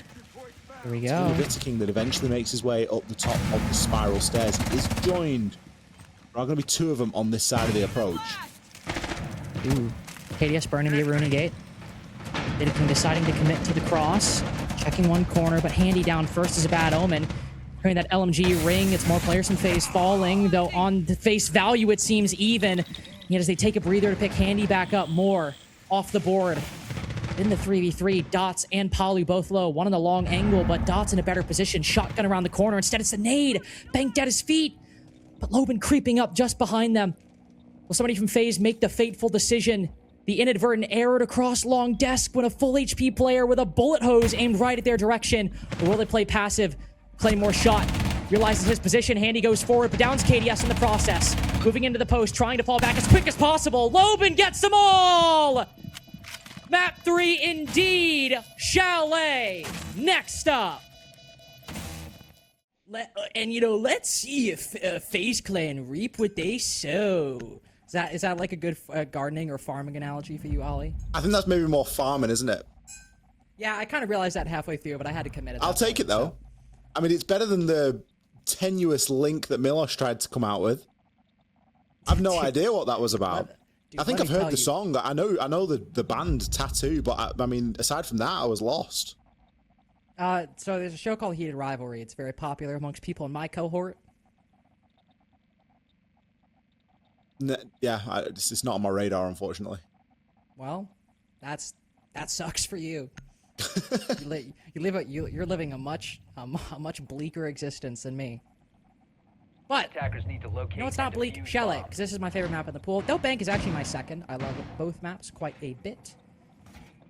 So as we get into the map, as I am frozen again, I at least have a clean feed now. That's behind, but you know, I can like kind of see what's happening. Well, that's okay. I'll run us through the bands and we can see if we can warm you up a little bit. So, Azami Wamai the question mark, and then, of course, Monty and Blitz. No real question marks there from the Fluxo, from the w7m side of things. Instead, the question mark for me would be the Wamai ban that Fluxo have gone with there. They're obviously wanting to a free reign of throwing in projectiles, and I think that'll maybe come into more effect when we start defending down in foreign games and you're potentially trying to hold on to Fireplace. It's typically an area that you think of Wamai when you think of this map. Chalet, but they starting off on the defense. Fluxo w7m starting off on that attack.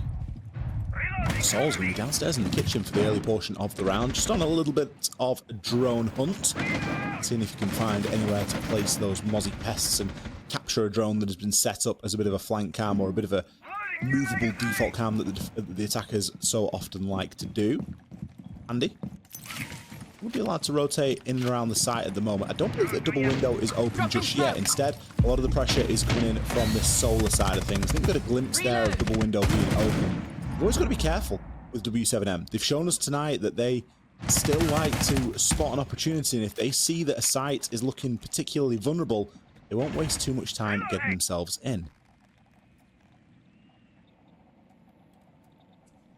I'll just keep going. But I believe Lynx is still iced out, we say. I think that's what the kids would call it. Yeah, that's what they say in Heated Rivalry. It's a hockey show. Oh, okay. I'm feeling it now.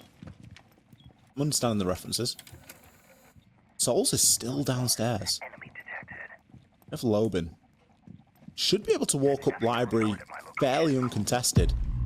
His attention might be turned. Ooh, certainly will be now. He'll be turned his attention towards the cameras. I don't think he was expecting Cyber to be there at all, playing underneath, inside of games. Chance now for Cons to make a rotation. Back upstairs. So much going on, really, inside of the basement for Fluxo w7m when they're dealing with this top floor attack. They obviously know that there are roamers out there, but it just seems like they're incapable of dealing with them time again. Souls is going to put Cons into the dirt. He's still got some angles that he can try and challenge onto. I think that that's the two players that were really charged with dealing with some of that roam game, and both have failed to do so. KDS will be taken out as the first blood for Fluxo. It doesn't feel like it's going to be too impactful, given that it's only Palu and Dodes alive at the moment. Sure, they've got control of Fireplace, got a bit of control over toward Breach. It may even be open, but what they're going to be able to do with that, only time will tell, and there's only 25 seconds for us to find out. Breach, in fact, was left part soft, so really does leave a bit of an open invitation. Palu doing what he does best. Last player alive. How many exit frags can he find this time? The answer's going to be none. Handy swings with the shotgun, takes him out. FaZe secure round 1. Hey, on the bright side, I actually saw some of that round. Oh, good. We got new video. We got new video for me. Big update. Huge for the program. That being said, I only saw the last 20 seconds, so I really can't comment on much of anything. But I at least saw part of it. I saw the 2v5. No exit frags for Palu. That's unfortunate. And a victory on, I believe that was Master Betterman Office for FaZe Clan to start. Yes, that's correct. Attackers And so, need to locate and defuse will they decide to the go bomb. to the opposite side of the map, or just defend it again, but one floor below? They will go to Bar and Games this go around. And of course, continuing our discussion from earlier, Mira is available, but not being brought by FaZe Clan. Sometimes we'll see teams bring a Mira and put a Mira window kind of inside a library facing piano. Other times we'll see them bring it and make the stock hold, but not going to be a factor here. With Wamai banned as well, and a zombie gone, this makes defending mezzanine actually quite problematic.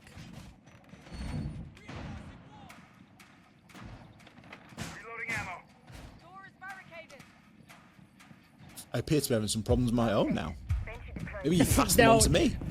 Are you no. Is this a bit? No, I'm going to Are hit you the messing roof. with me? I'm hitting the roof. Surely you're messing with me. I will back. Cannot.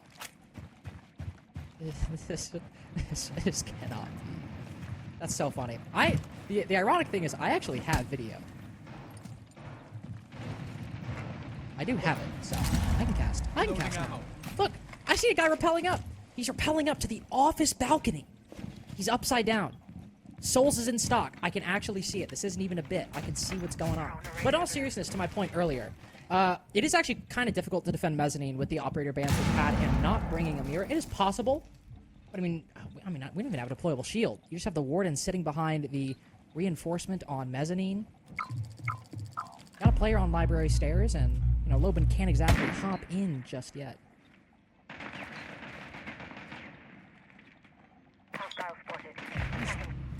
I can hear Jesse. This is just going off the rails.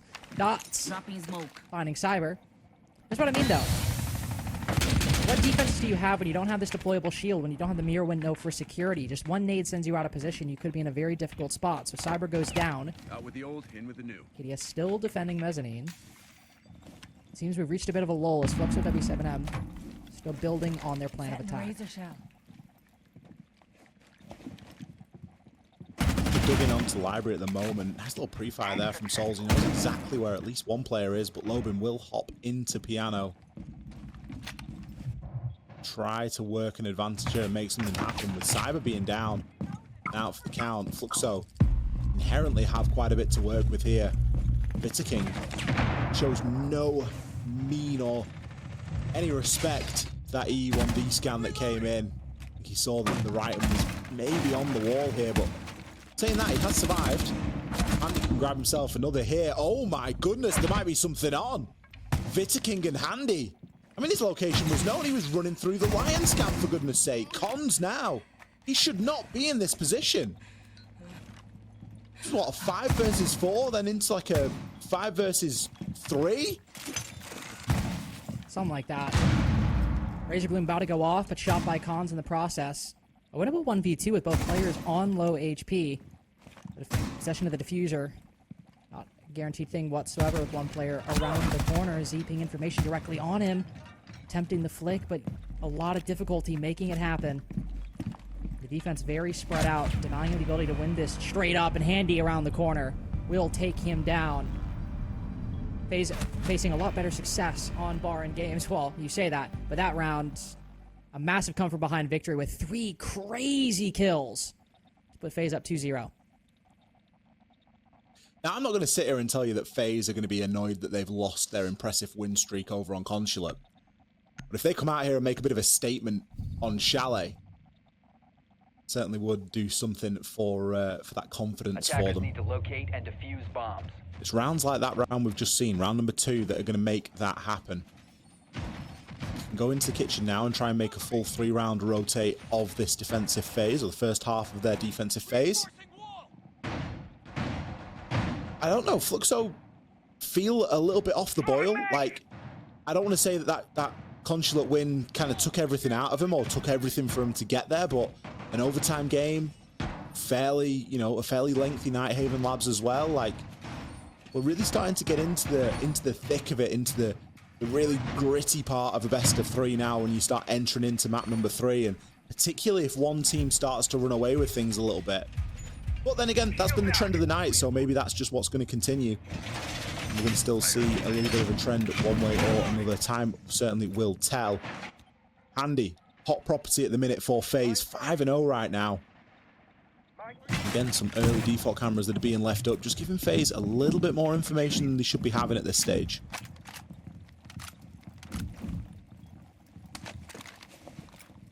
Just a little bit of information is always a worrying thing to give FaZe. Keeping that Amaru secret for whatever Fluxo w7m have in store will be very important as well. Especially given its kitchen dining. One of the main areas we're probably all looking towards will be that dining hatch. It's usually the obvious area. Clear out down below, going through the hatch, and not a shotgun in this case, using the G8. So once see something like we saw in the NIP Los game earlier. Something you have to be worried about when you're in this position. So droning through the middle floor.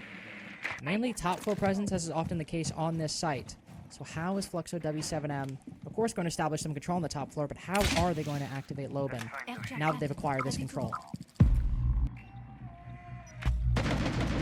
Blind scan comes out there at around the halfway point in the round. Cyber caught out in solar. I think he'd chosen to root himself to the spot and stay still, but Palu had the read and was able to find, looked like quite a narrow angle onto it. Sending up my drone. Reloading ammo.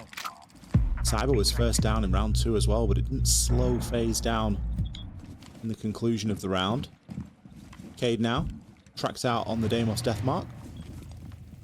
We're looking for a little bit of sanctuary if it's able to be found. Also should be able to feed a little bit of information across Souls. Next player to fall, but there's a bit of vertical. Handy is there to save his teammate. Ooh, Vidiking. A bit slow to the trigger on that one.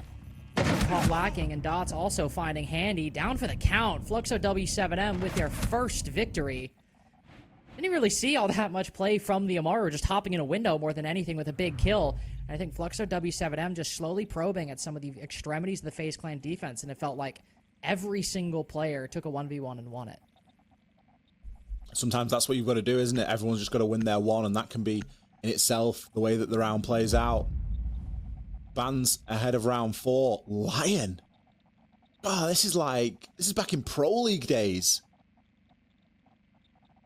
Lion bans were like the go-to. I remember G2 banned Lion for like a whole stage or something. It's been a long old time since I've seen the Lion ban. 417 ban. Defenders, protect your bombs Or from being you look at it defused by a different attackers. way and you say it's a DMR ban. Quite rightly. Because it's like, like Twitch 417, obviously it's the same gun. But, you can shoot a Twitch drone. I can't shoot an EE1D.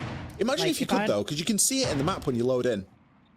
Can you imagine? Can you imagine like the spawn on Night Haven when you can like hop out the window and the attack just can't get to you for at least like 5-10 seconds? You just hop out of that window and shoot the E1D at the beginning of the round every time. Just put a full clip into it and it's gone. It's like in Call of Duty, you could shoot the UAV. Yep. Honestly, that could be a balancing change. We should submit that as an idea. We're formal submission right here, on the record.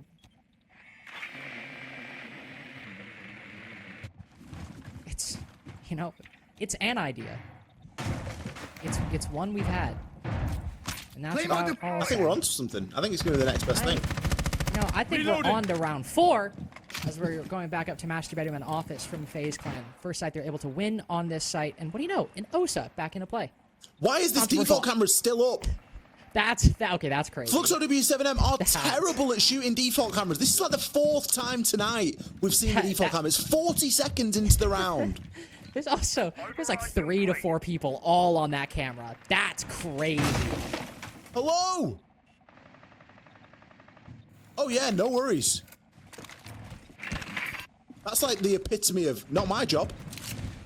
Well, it's not my job to shoot the default camera. Just check. Glance over. You even saw it there on your screen. Hey, listen. We all make mistakes sometimes. These things happen. It's okay. No, but Lynx, I get it's a mistake, but it's happened like 4 times. It happened all the way on labs. It did happen on labs. He's correct. It did happen on labs. Well, either way, not great, but nothing bad has happened of it yet. Aside from FaZe Clan getting information for what they're going for, they will have spotted the OSA, given her identical position on rappel. I'm not sure. Might have spotted the ace as well. It definitely would have spotted the ace, given Dodez's position. So they have a good idea for what the execute is, and information itself, as we just said, could be quite powerful. It's going to be opening up some angles from below, aided by the Grimdies. Logan going hunting, but can't quite find the angle. Smoke canister might force cons off the window. They might be just cautious more than anything. Enemy flashbang will blind dots. The defense, a brief moment, they might have been able to go beyond their bounds, but nothing quite happening. Instead, just holding firm in their positions, not really pressing further beyond. Dots start things off well with a kill onto KDS. But actually getting into the sites has been proving quite difficult, because KDS was all the way over inside a library for most of the round. Now with Vidiking dead, that is where things become really problematic. Soul's the next to fall. And so it is just a 1v5 on the site at the moment. I think Fluxo w7m are aware of it. Cyber will get back in the nick of time, but one player cutting off his rotation back outside of Piano. Trying to get a quick peek. He will almost make it across. And while Handy gets 1, maybe 2, but the fuse has gone down. Some outside and inside the building. Pre-fire's got to land, and 1 sniper shot will be the end of it. Tie game as Fluxo w7m have marched back into Chalet. I'm not sure what's worse. Default camera being up or FaZe still losing the round, even though they know exactly where everybody is. Oh dear, oh dear. Fluxo w7m successful in round number 4 there. That's 2 attacking rounds on the bounce. 2 opening picks that have been converted as well. And for the first time in what feels like a long time, we've seen a plant. Plant hasn't been a factor so far on Chalet. But in round 4, it was. Nice hold from Big Window, nice hold from Piano. Just cutting that top floor in half, essentially, and restricting the flow of defenders.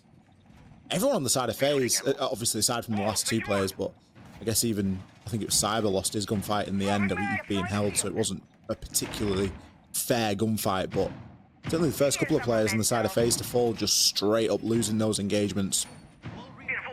Fluxo, as potent as ever, and led, of course, by Palu. 7-3 at the moment after only 4 full rounds of play, moving into the 5th round now. Showing no signs of slowing down, and where it's been Cyber historically on both Night Haven Labs and Consulate that's been stepping up for FaZe. This time he's 1-4, instead it's Handy doing a lot of the heavy lifting. Which isn't necessarily a bad thing. I mean, FaZe is a team of fraggers. Everyone can go out there and put up a big scoreline. The days where you see, or the games in particular, where you see Cyber go a little bit quiet, tend to be the ones that cost them a little bit, so something to keep an eye on. If it's a trend that continues, it could spell disaster here for FaZe. It could be quite a big problem, especially given his strong performance in the last map, just in terms of the kill count. So good to keep an eye on it. Kitchen Dining, reattempt from FaZe, so Loban brings the Amaru back into play. Something that FaZe Clan would have spotted in the first attempt. Though not because she went up a hatch, just because she actually just hopped into West main window. But something they could be aware is a possibility. Snake pulling out the Soliton scanner. Try to find some information on this segment of the building, as there is shockingly quite a heavy contingent of defenders on the upstairs. Tuberau and Cade combo to burn out the time. The Maverick is meant to cut through that. Some more information gathered. The direct positions of defenders playing around the top floor, though a lot of it is around piano and bathroom. A lot of the standard positions you'd expect the defense, but that confirmation is always nice. As Fluxo w7m set up. Quite like Logan's position there. On the tower outside. Ooh, that deployable shield remains despite the nade. KDS in a really good spot now.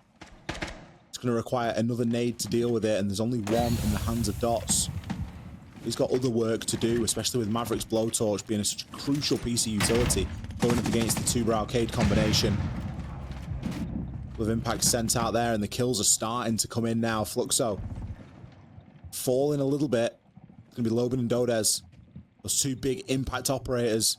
The Amaru obviously to fly in through a window, and Dodez with a Soliton scanner to gather a lot of information. It's something that will be very handy to have now in a position like Palu's, as they're unsure on whether somebody is still inside of piano or not.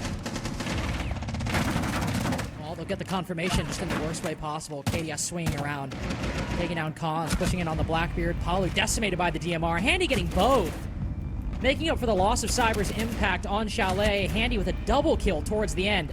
FaZe regaining the lead off the back of his efforts. Another 2 kills there, at least for Handy in that round. Going to stick him up to double digits before the halfway point in the proceedings. We are going to hear from our wonderful desk, though, but only at the end of round number 6. We still have 1 round left to go. Fluxo w7m with an opportunity of clutching this up to a 3-3 scoreline and stopping FaZe from really starting to streak away with things. It's good for FaZe that they were able to put a quick stop to that couple of rounds that Fluxo w7m were able to win there. This has been the most back and forth we've seen tonight so far, with 2 rounds being won relatively early on and in succession by the attackers, at least by w7m, on this map of Chalet.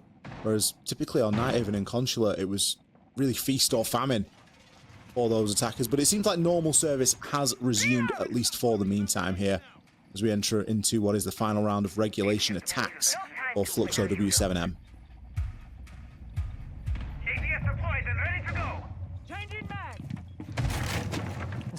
We'll see what they do here.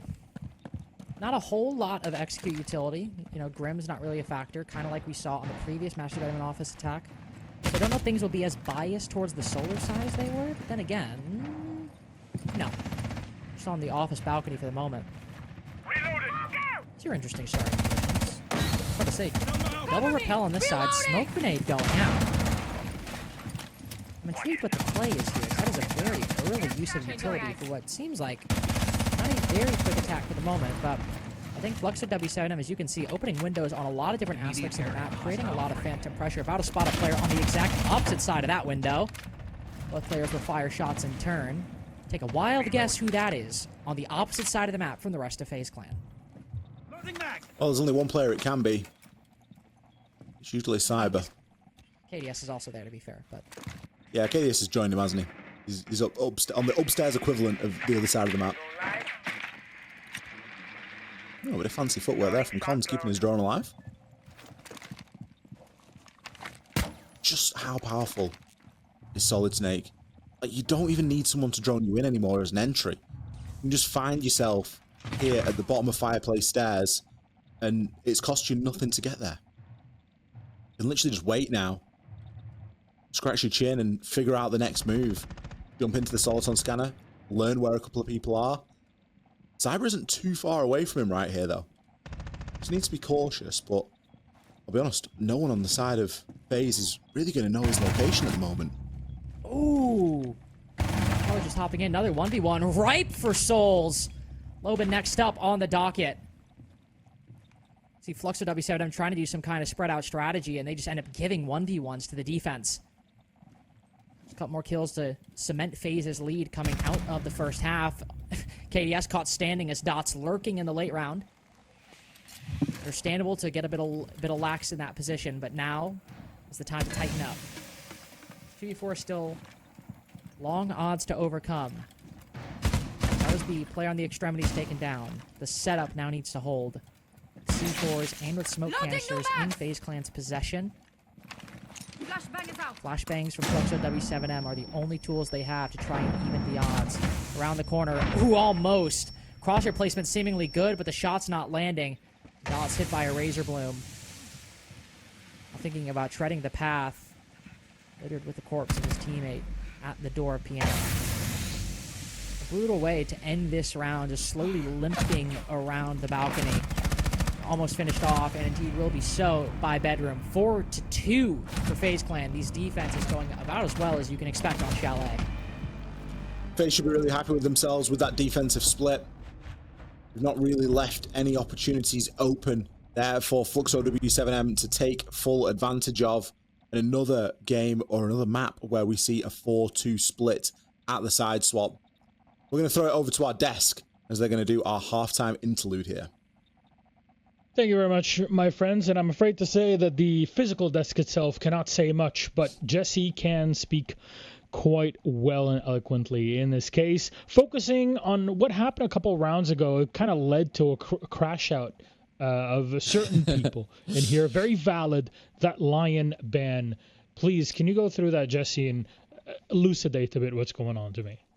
Yeah, absolutely, Milosh. And I think the Lion ban kind of reveals itself when you take a closer look at the 3 opening gunfights that happened in rounds 1, 2, and 3. Notice how in every single one of these fights, Cyber he's either winning it or he's losing it, but he's being pinged out on a drone, he's being lion scanned so he can't move, and then usually he's losing these gunfights. You see it again here in round number 3 where he's just playing top solar. This round 1 is the only time that he actually wins the fights. He wins this one, the round goes the way of FaZe Clan. Round 2, he dies. They should have lost this round. It's a 2v5 ridiculous clutch from Handy and Vidiking. And then round 3, of course, another early death from Cyber. He does go down, and FaZe Clan do lose the round. So the Lion ban really comes in to allow Cyber to just have a bit more freedom on the map, to not always be getting into those forced early gunfights. And you saw it work wonders for FaZe. In rounds 4, 5, and 6, they don't get into those early fights that are heavily advantaged for Fluxo w7m. They force more team v team engagements, and on the whole, it works a lot better for FaZe Clan. They get away with that 4-2 half.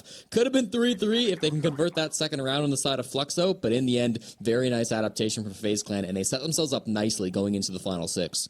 4 rounds on defense is an excellent scoreline to have on Chalet, especially when we're expecting so much aggression from both sides. Question is, can that continue, or will it be a defensive-sided Chalet just to blow our minds a bit more than what we've already had this wonderful evening? That's it from me and Jesse. Listening back to our casters. Thanks. Next, our Troika. Happy to take it from you guys. Good analysis by Jesse. Always nice the things that they can observe that when they aren't, in the throes of whatever chaos is happening in these rounds, because the Lion ban makes a lot of sense with that additional context. It's very helpful to provide. Also, in particular, I imagine Cyber was quite the vociferous advocate for the Lion ban, given what he had to go through in the 3 opening engagements there. But now as we switch to the opposite side, there's a Lion ban just out the gate this go-around. Fluxo w7m don't want to deal with that whatsoever, and that'll be a bit of a tell towards FaZe what kind of defense, well, the defense wants to play. It's really interesting how the game can sort of morph and change, isn't it? Jesse's point about the Lion ban is perfectly valid, but it's also like a stubbornness from Cyber to play in the way that he wants to play, and like a lack of willingness to adapt and to recognize, right, I'm getting droned and I'm getting lioned all the time, maybe I need to do something different. Like, no, I'm not going to change, you're going to change, and we're just going to ban the Lion instead, and still leave all these things open. Now, for FaZe Clan, it didn't really matter, because ultimately they end up coming away with a favorable split, so from that point of view, you can kind of just say, well, yeah, just do it then. If it's going to cause you that much inconvenience and you really want to play the way you want to play, then yeah, sure, ban the Lion. I guess other teams maybe aren't as fortunate in their ability to sort of mold the game to suit them as opposed to mold themselves to suit the game. Mirror and a Clash have been removed by FaZe. The Lion and the Grim likewise by Fluxo w7m. It's still going to leave a bit of an option. Reloading. Shots long going Time live. getting up toward library.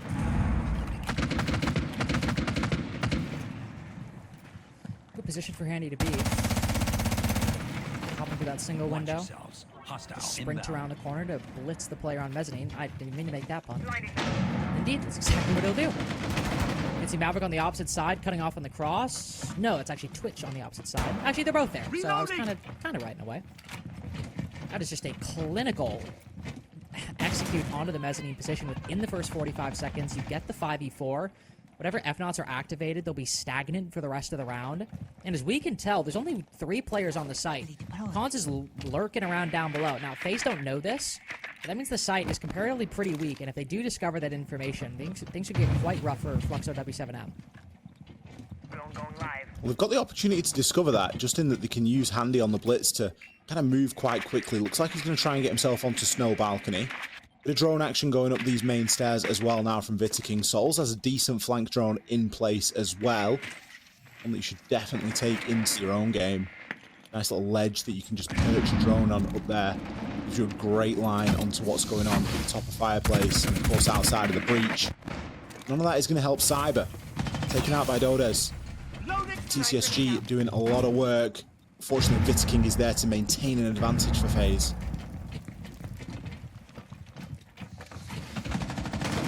Keep it solid, which gives more guns to back up Handy's push into Piano, which could be quite difficult. No Kivas remaining, but with Zoto canisters and a C4, a lot of players stacked up around this double door. Gotta be careful as the Aruni pushes in. It's a player without that utility in the more forward position. Oh, but his Handy ADSs! Loban ready for it, gets one, another DMR with the next. And FaZe betting everything on a push in through Piano double, and they get slaughtered at the gates. Hitting the Kiba barrier and flicking to pre-fire at the opposite angle. Hoping to catch Palu off guard. Spots another, but Fluxo w7m just hold firm around basically won and lost in Piano. It really was, wasn't it? That Azami Kiba barrier putting in a lot of work. I mean, if it's not a Kiba barrier, it's likely going to be a shield. Was something that we saw FaZe play. But it's really down to personal preference. It's what you've got available, what fits in the lineup the best. In that instance for Fluxo, it was certainly that Kiba barricade. Only one shot as well, so could have been dealt with, but I mean, it's still, you've got 3 players to choose through. You're asking a little bit much out of one individual there at that point. Fluxo going to drag one back and take us downstairs into bar and games. Again, a site that revolves around this vertical hold. Not really a site that we saw be favoured by FaZe. They only played it once in their sort of run through of all the bomb sites. Typically, you'll see bomb sites played at least twice, but this was one that they only opted to go through one time. And part of me does wonder if that was because of the YMI ban, something that Dodes has at his fingertips in round number 8. It just assists that hold upstairs a little bit more. You can play in and around Fireplace. A deployable shield is something that is always nice to have, but that is lacking out of the lineup from Fluxo. So keeping control of the top of Library Stairs isn't going to be as straightforward or easy. Especially with a Monty in tow, you're maybe going to want something to try and hide behind there, because once that human drone gets moving, there's not much that can stand in its way. Cyber confidently straight up to the building. Soliton scanner for a quick check, and boom, he's in. Something that would have taken 10-15 seconds of drone work and a pre-placed drone historically is now achievable very quickly indeed. Depends on how often he's in this scanner. He's at least going to know that Loban's there just through the pre-fire that was sent out. That's certainly going to be Cyber's first mark he's going to be chasing down. Just runs back upstairs to replicate some of the same things for the actual forward part of the push for FaZe Clan. With the Monty, Palu spots not only the Monty, but one of the holes opened up by the Maverick in that wall. He's got to be careful with positions like that. Instead, oh, I don't know what the hell happened there. Seems maybe Dots rotating in front as Loban was firing some shots down the hallway. Not entirely sure, but that will put one player down for Fluxo w7m. So the mezzanine and library stairs position a bit strapped for manpower. Might be able to alleviate some of that burden. One player falls back down the staircase. Not sure where the other one went inside the library. Might have dropped down as well. Yes, they did. So completely vacating the top floor, and we are just hit the midway point. That's the crazy thing about having the Monty in play, and especially when you've got someone as good as Vittaking on that Monty. Clearing top floor, it's just a process. It's just a checklist that you go through. You literally just walk these people down and send them back to the site. I am surprised that FaZe weren't able to pick up a kill from a player rotating down, but still, they're able to grab another one there onto Lobin, and it's still going to slow things down somewhat.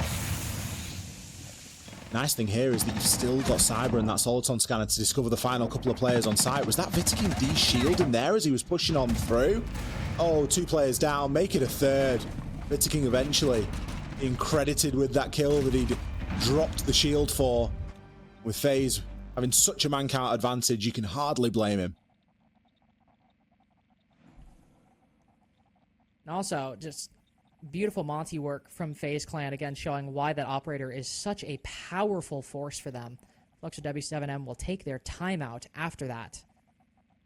This thing's been going very, very, very well for FaZe Clan. And, I mean, in that round, you obviously get the early information. Somebody's lurking down below. So any kind of initial early advantage you might have gained from that. But once you're spotted by the snake, you know that at a minimum, they're probably going to be watching the flank. So that's going to just have to wait to the back half of the round if you want to. Otherwise, there's a good chance the attack will be ready for it. And so then when they go upstairs, they see all those positions. And unfortunately, the team kill kind of applying a lot of pressure to Fluxo w7m early on. I mean, Lobin takes down one of the 3 players in a position that kind of needs as many bodies as possible. Mezzanine, library, stairs, and then also somebody else playing inside a library if nobody's pressuring that side. And so once they fall back, and then of course Lobin ends up pulling back down library stairs, FaZe Clan can just completely take the top floor in only half the round, which is a wildly impressive time in which to take that control. And, you know, part of that is the team kill kind of advantaging them. Part of it's the snake, but a lot of it is also the Monty, who once you see a bit of control is free, you don't have to worry about somebody creeping back up and taking you down if you can just full shield, walk in, and take it.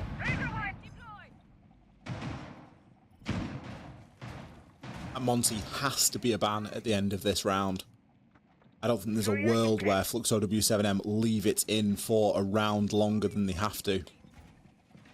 Especially if Vittaking sees success with it here and now. I mean, even what happened in the previous round is enough evidence in itself to warrant getting rid of it. Wolf 6 pick minus the Monty, though. Cyber. Not going to waste any time. He wants to play the snake. I think the speed at which he can move with it just suits that playstyle that he's got so well.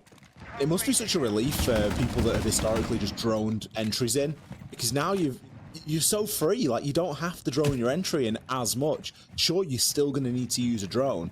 I'm not saying that you're going to sit there and never go on the drone all round, but it's just going to free you up in the early portion of the round to be a little bit more effective and, you know, do your own thing. And instead of having to help your entry, you can kind of help yourself and then look to try and help the entry, because they can just get that early presence and early foothold into the building.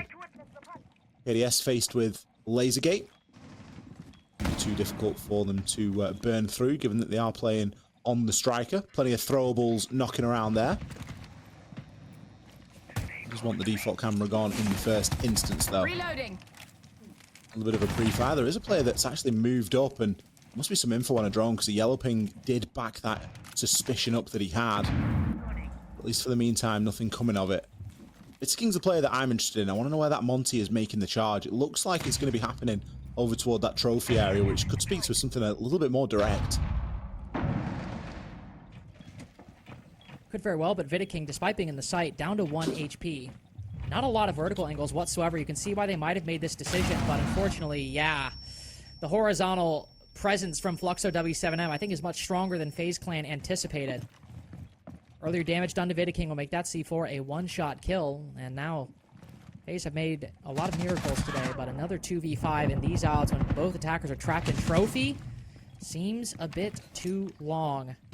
There's pre-fire look at 1, and there is only one more player actually in the site down below, and so that's why Souls dies from above.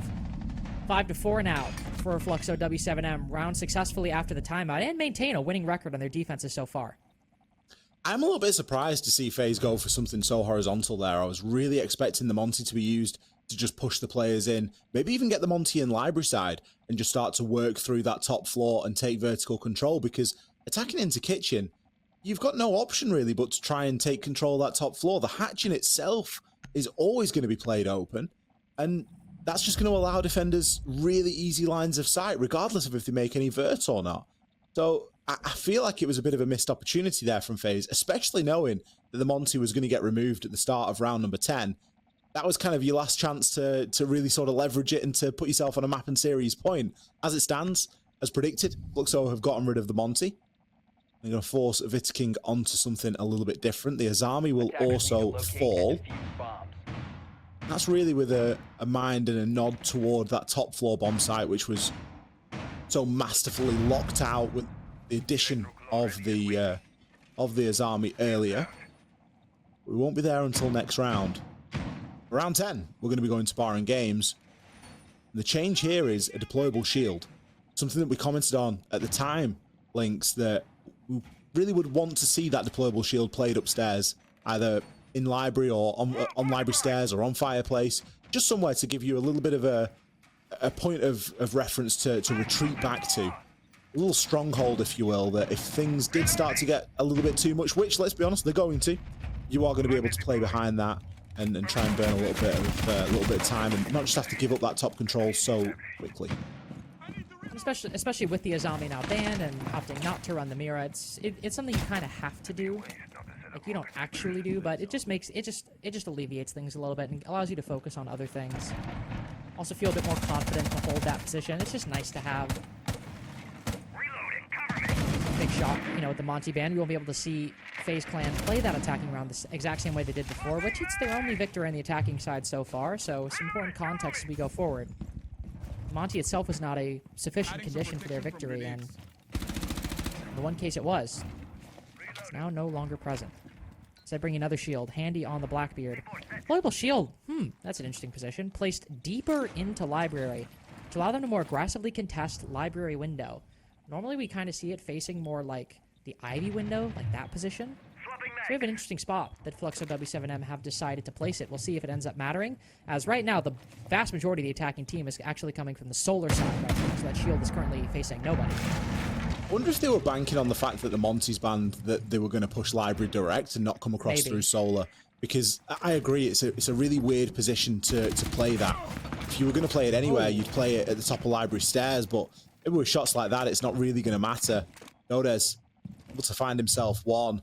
We do have a player that is able to sneak back into library. Paulu's found himself down as well. The opening pick did go to FaZe in this round. They are stalling out without that ability to really bully players around with the Monty. You've just not got that same leeway, that same room to work on the Blackbeard. You can see that Handy is quite carefully checking his corners, making sure that he's not going to get caught out looking the wrong way. I like this from the two-brow as well. Yeah. Loban retaking that position as FaZe facing a lot of resistance on this clear from the top floor. Well, it might be a dead heat. Oh, Fluxo w7 have so much fight left in them. Both Loban and Dodez wrapping around the shield and the doorways respectively. Fluxo w7m in very real territory of tying this game. If they can just maintain their positions. Soul's on 50 HP around the corner. Oh, just catches Loban as he drops through the floor. Can only tag him to 1 HP. Follows him up on the next. As Loban walks right underneath it. 29 seconds remaining. Might not be able to recover the diffuser depending on the angle held, but no, we'll be able to do it. No secondary utility. Cons is a smoke canister to force him off the plant. But it goes out a little bit early, and there's just a gap. How does he keep finding these moments? He goes into plant, but now Cons will walk around the corner, and he still has the advantage on time. We'll back up quite deep on library stairs as Souls looks to commit to the plant, and as we hit 000, falls off instead, hoping that the smoke will push. Fluxo w7m tie things up. 3 rounds on their defenses. It so far has not been a contest for this half. Cons played that just about as well as you could in a sort of bait and switch situation like that. So often we see players mess that one up and either go too soon or don't go far enough and give too much space away. You can't just bank on the fact that the Toxic Babe canister was enough on its own, and there was just a narrow gap that Souls was able to try and work in. Attackers need to locate And then for Souls, it's you've got to try and hold your nerve, haven't you? You either come off the plant or you stick it, and Cons is kind of left wondering, but knowing that he's done the right, he's played the right way and done the most to make that an advantage situation. 5-5 for Fluxo then. Slowly starting to run away with it. And again, we draw into question FaZe Clan's attacks, which, okay, through the small sample size that we have in Kickoff for SAL at the moment, have looked fantastic. 80-odd% at the top of the day. It's going to be nowhere near that now. They've only been good for one attack so far on Chalet. If they don't get one quickly, Fluxo w7m are going to find themselves on match and series point.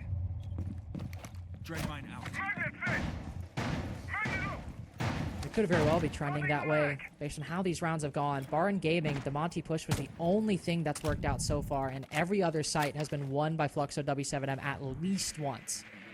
Varying up their strategy now, bringing in the castle into play. Giving themselves a little bit more room to breathe, a little bit more room to maneuver around on this top floor defense. Loban falling back as well. No Mira, of course, but still this reinforcement on the opposite side. Allowing them to look into library. Not a direct take from FaZe Clan, at least for the moment. Could rotate up there later, as we do have a couple players droning outside of these windows presently. But again, this deployable shield, allowing them to aggressively contest. And given the fact that now the shield is set up to counter a full clear rather than a direct, I think it's just a general much higher likelihood that FaZe might run into this. Bit of fraught drone action there as Cyber. It's going to be good for the opener, but immediately traded. Handy in for the backup. Advantage FaZe in the first minute and 10 seconds. Cons maybe going to go and try and grab something back. He's playing very aggressively on Snow Door right now. Palu just tucked in. I'm going to want to try and overplay his hand right now. Doesn't need to be too much of a reaction here from Fluxo w7m. It's okay that they're only one man down right now. The important thing is they don't let it be two. To try and whittle down these attackers, and they're going to do just that. Dodez grabs one onto Handy and isn't done there. Just a massive influx of kills for Fluxo w7m in a position that has been all too familiar for FaZe Clan on every single map. Somebody's got to show up. On Nighthaven, the hero plays were there. They were shakier on Consulate, and on Chalet, there is just no time for those shenanigans. 4 rounds on the defense for Fluxo w7m, and 1 round away from playing Furia in the upper bracket semi. Big game for Fluxo w7m right now. This has not been one that's come easy to them, but they find themselves on match and series point. FaZe faced with no other option but to use their tactical timeout. There's an argument to say they ought to have used it a little bit earlier on. Games at this point in a night of 2 best-of-3s are almost melding into one, and I'll hold my hands up and say I'm guilty of sort of forgetting that FaZe had that tactical timeout, because I would have expected to see it far sooner than this. They are going to pull it out at the last opportunity. See if they can try and stabilize themselves. They likely know where they're going to be going here. Rotation has been fairly fixed so far. Losing out on that Bar Games site that they were successful in previously. Not being able to repeat that success in round number 10. Very likely going into kitchen and dining room, where it was kind of the beginning of the end for FaZe. This was the last round that we saw them have the Monty available, and we just saw a very flat take. We didn't see much verticality on it. I think this time it has to be much more vertical. They have to go upstairs and they have to try and clear those players out, because if they don't, they're just going to fall foul to them again on that vertical. Too many powerful angles to ignore going for that top floor clear. This time it's going to be Vitaking, not Handy, on the blitz. Maybe that speaks to a little bit more of a clear out going on that top floor. Might be trying to use that in a similar way to we've seen him use the Monty previously.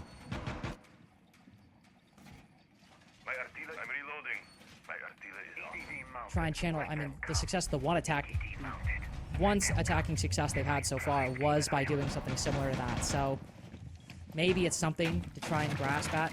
Khan's also hiding in the tub for all of that prep phase, and now placing the EDDs around us. They are really trying to trip FaZe up, and that pun is very much intended. 3 different trap operators and then a Cade Tuberau. delay time. The strategy is delay time on the front end and then hope that results in some kind of information gap in which FaZe won't see the Razor Blooms, won't see the F-Knots, won't see the EDDs, or even if they do, they won't be able to clear it. Fortunately, to start, the Cade spotted early in Library, then finished off by Souls immediately entering that position, likely taking him down from the double window. So, while a lot of what I just said is still intact in terms of the utility that's already placed, now if that utility falls, there are much less people defending the actual structure that it's meant to protect. Cons is still just going to be hanging around inside the bathroom. I don't really think he's moved too far this whole map. Track sting is deployed. You wonder where those EDDs are placed. Sure that FaZe will have a bit of a read on it by now. The drones should have moved through that top floor, even fleetingly. We'll be able to use the Thatcher to try and get this wall open though, but... Oh, just manages to fluff it. That's going to slow him down considerably. Obviously the Cade is dead, so they can't replace another Cade Claw. Two-Brow, still with his Zoto canister in hand, can absolutely replace that Zoto. Dota's, interestingly, not opting for the DMR. C4, ripped, sent out. Ooh, will destroy the exothermic. Would have been a bigger problem before, but Thermite has now got exothermics to spare. Nothing left to try and deny this wall, though, so it is going to get opened on the third attempt. I still fancy Dodes for a little bit of disruption here. Could maybe try. Prone around the corner. This is a hell of an off angle to try and trip up Handy. He'll move around the corner. Oh, it pays off! Hops up immediately after and makes direct contact with the Blackbeard. Keep in mind, this is not the site. FaZe are getting bloodied on just a clear of the top floor, but they gain an advantage. An important and necessary one. 40 seconds remaining. Just Loban and Cons down below. No C4s. A lot of the traps upstairs might be present, might not. But in terms of actually denying the plant, the strategy is the same as what Dodes did. Hold off angles and hope that information gap is as wide as you think it is. It can keep creeping down. Drone up front might have been spotted. Indeed, Cons will hop up. Two different players coming at him. KDS will take him down. So it's just Loban to try to stave off overtime. Our second of the series doesn't get it. FaZe with another shot at an old rivalry with a new face underneath. But whoever wins this will go play Furia in the semi. FaZe finally committing to that top floor clear. It really coming down to the wire though. 20 seconds as we've got Blackbeard transitioning down those trophy stairs. Really didn't expect it to sort of get down to that finer margin, but it was close.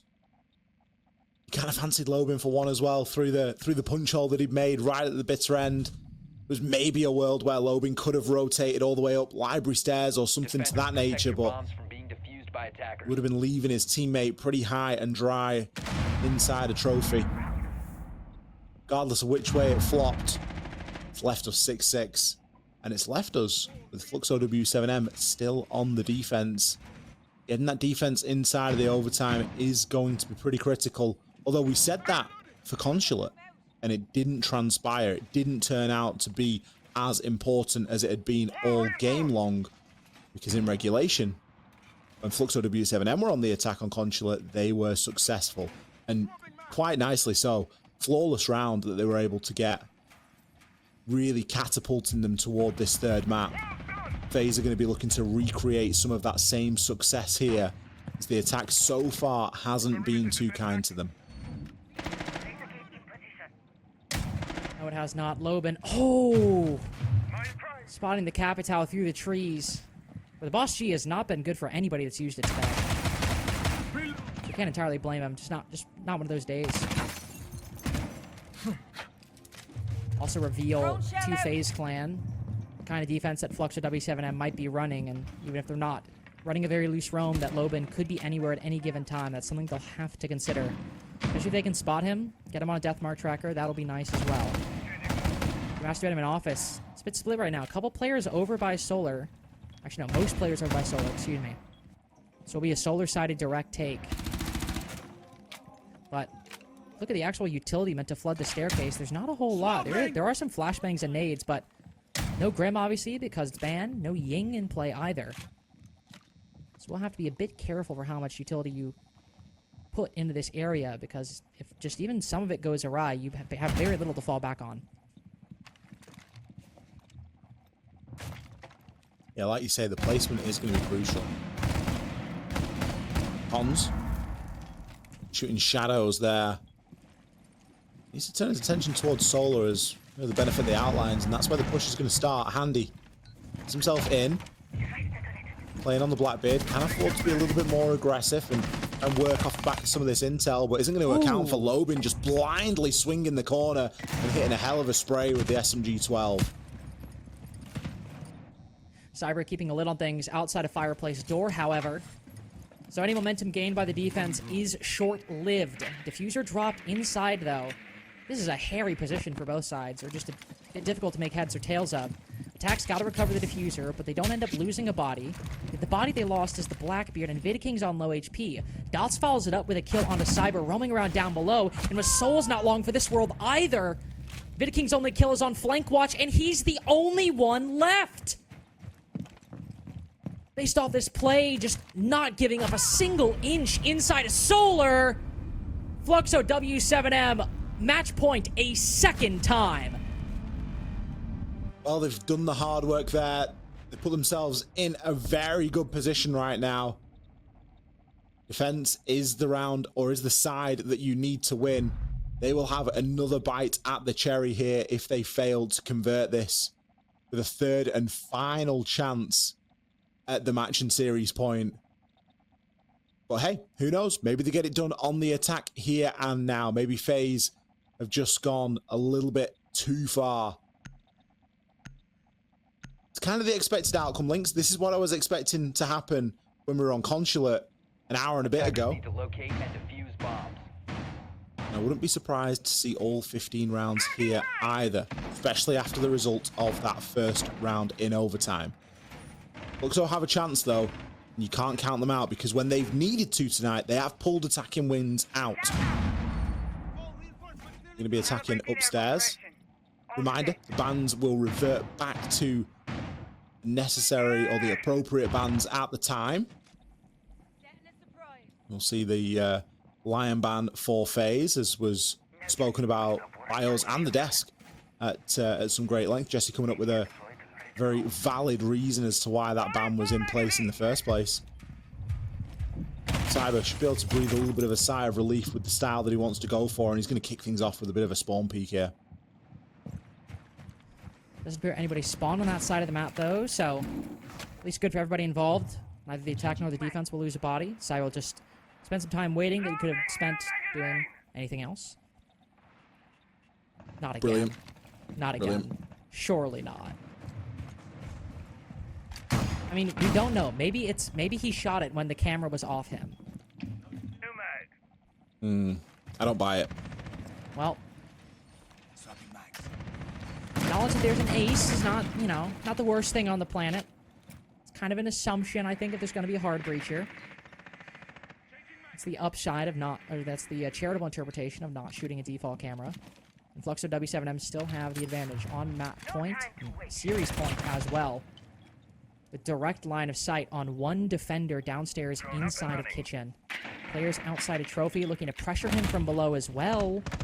As Cyber joining in. He's drawing a lot of this attention from Fluxo w7m. Firing a lot of shots, trying to catch their eye. And so, as of right now, it's unclear to what degree the attack actually has any will to push them. It is a slow round, isn't it? Certainly feels that way. You can almost feel the weight of it right now.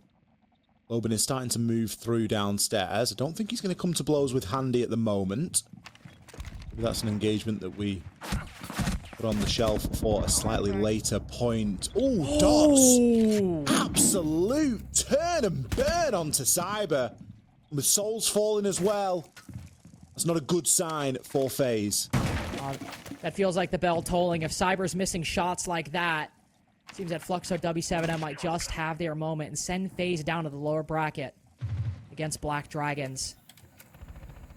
Dots on low HP, but still enough Bs to matter.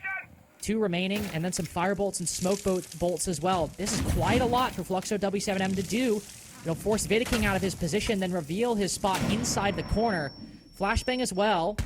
You can see him recoil from the bright lights. KDS at the window taken down. And Handy, the only one whose position is not known. Roaming around, might be stuck on Solar. Takes an aggressive line, spotted by Cons. And the next one up, it's got to be Vidiking. Good for 2. It's a quick reload. One player rotating around to the piano double. Got the information, but Palu shuts him down. No qualification just yet. You'd be forgiven for confusion at their reaction, but they are just that excited to take down the world champions and move on to the upper bracket semi.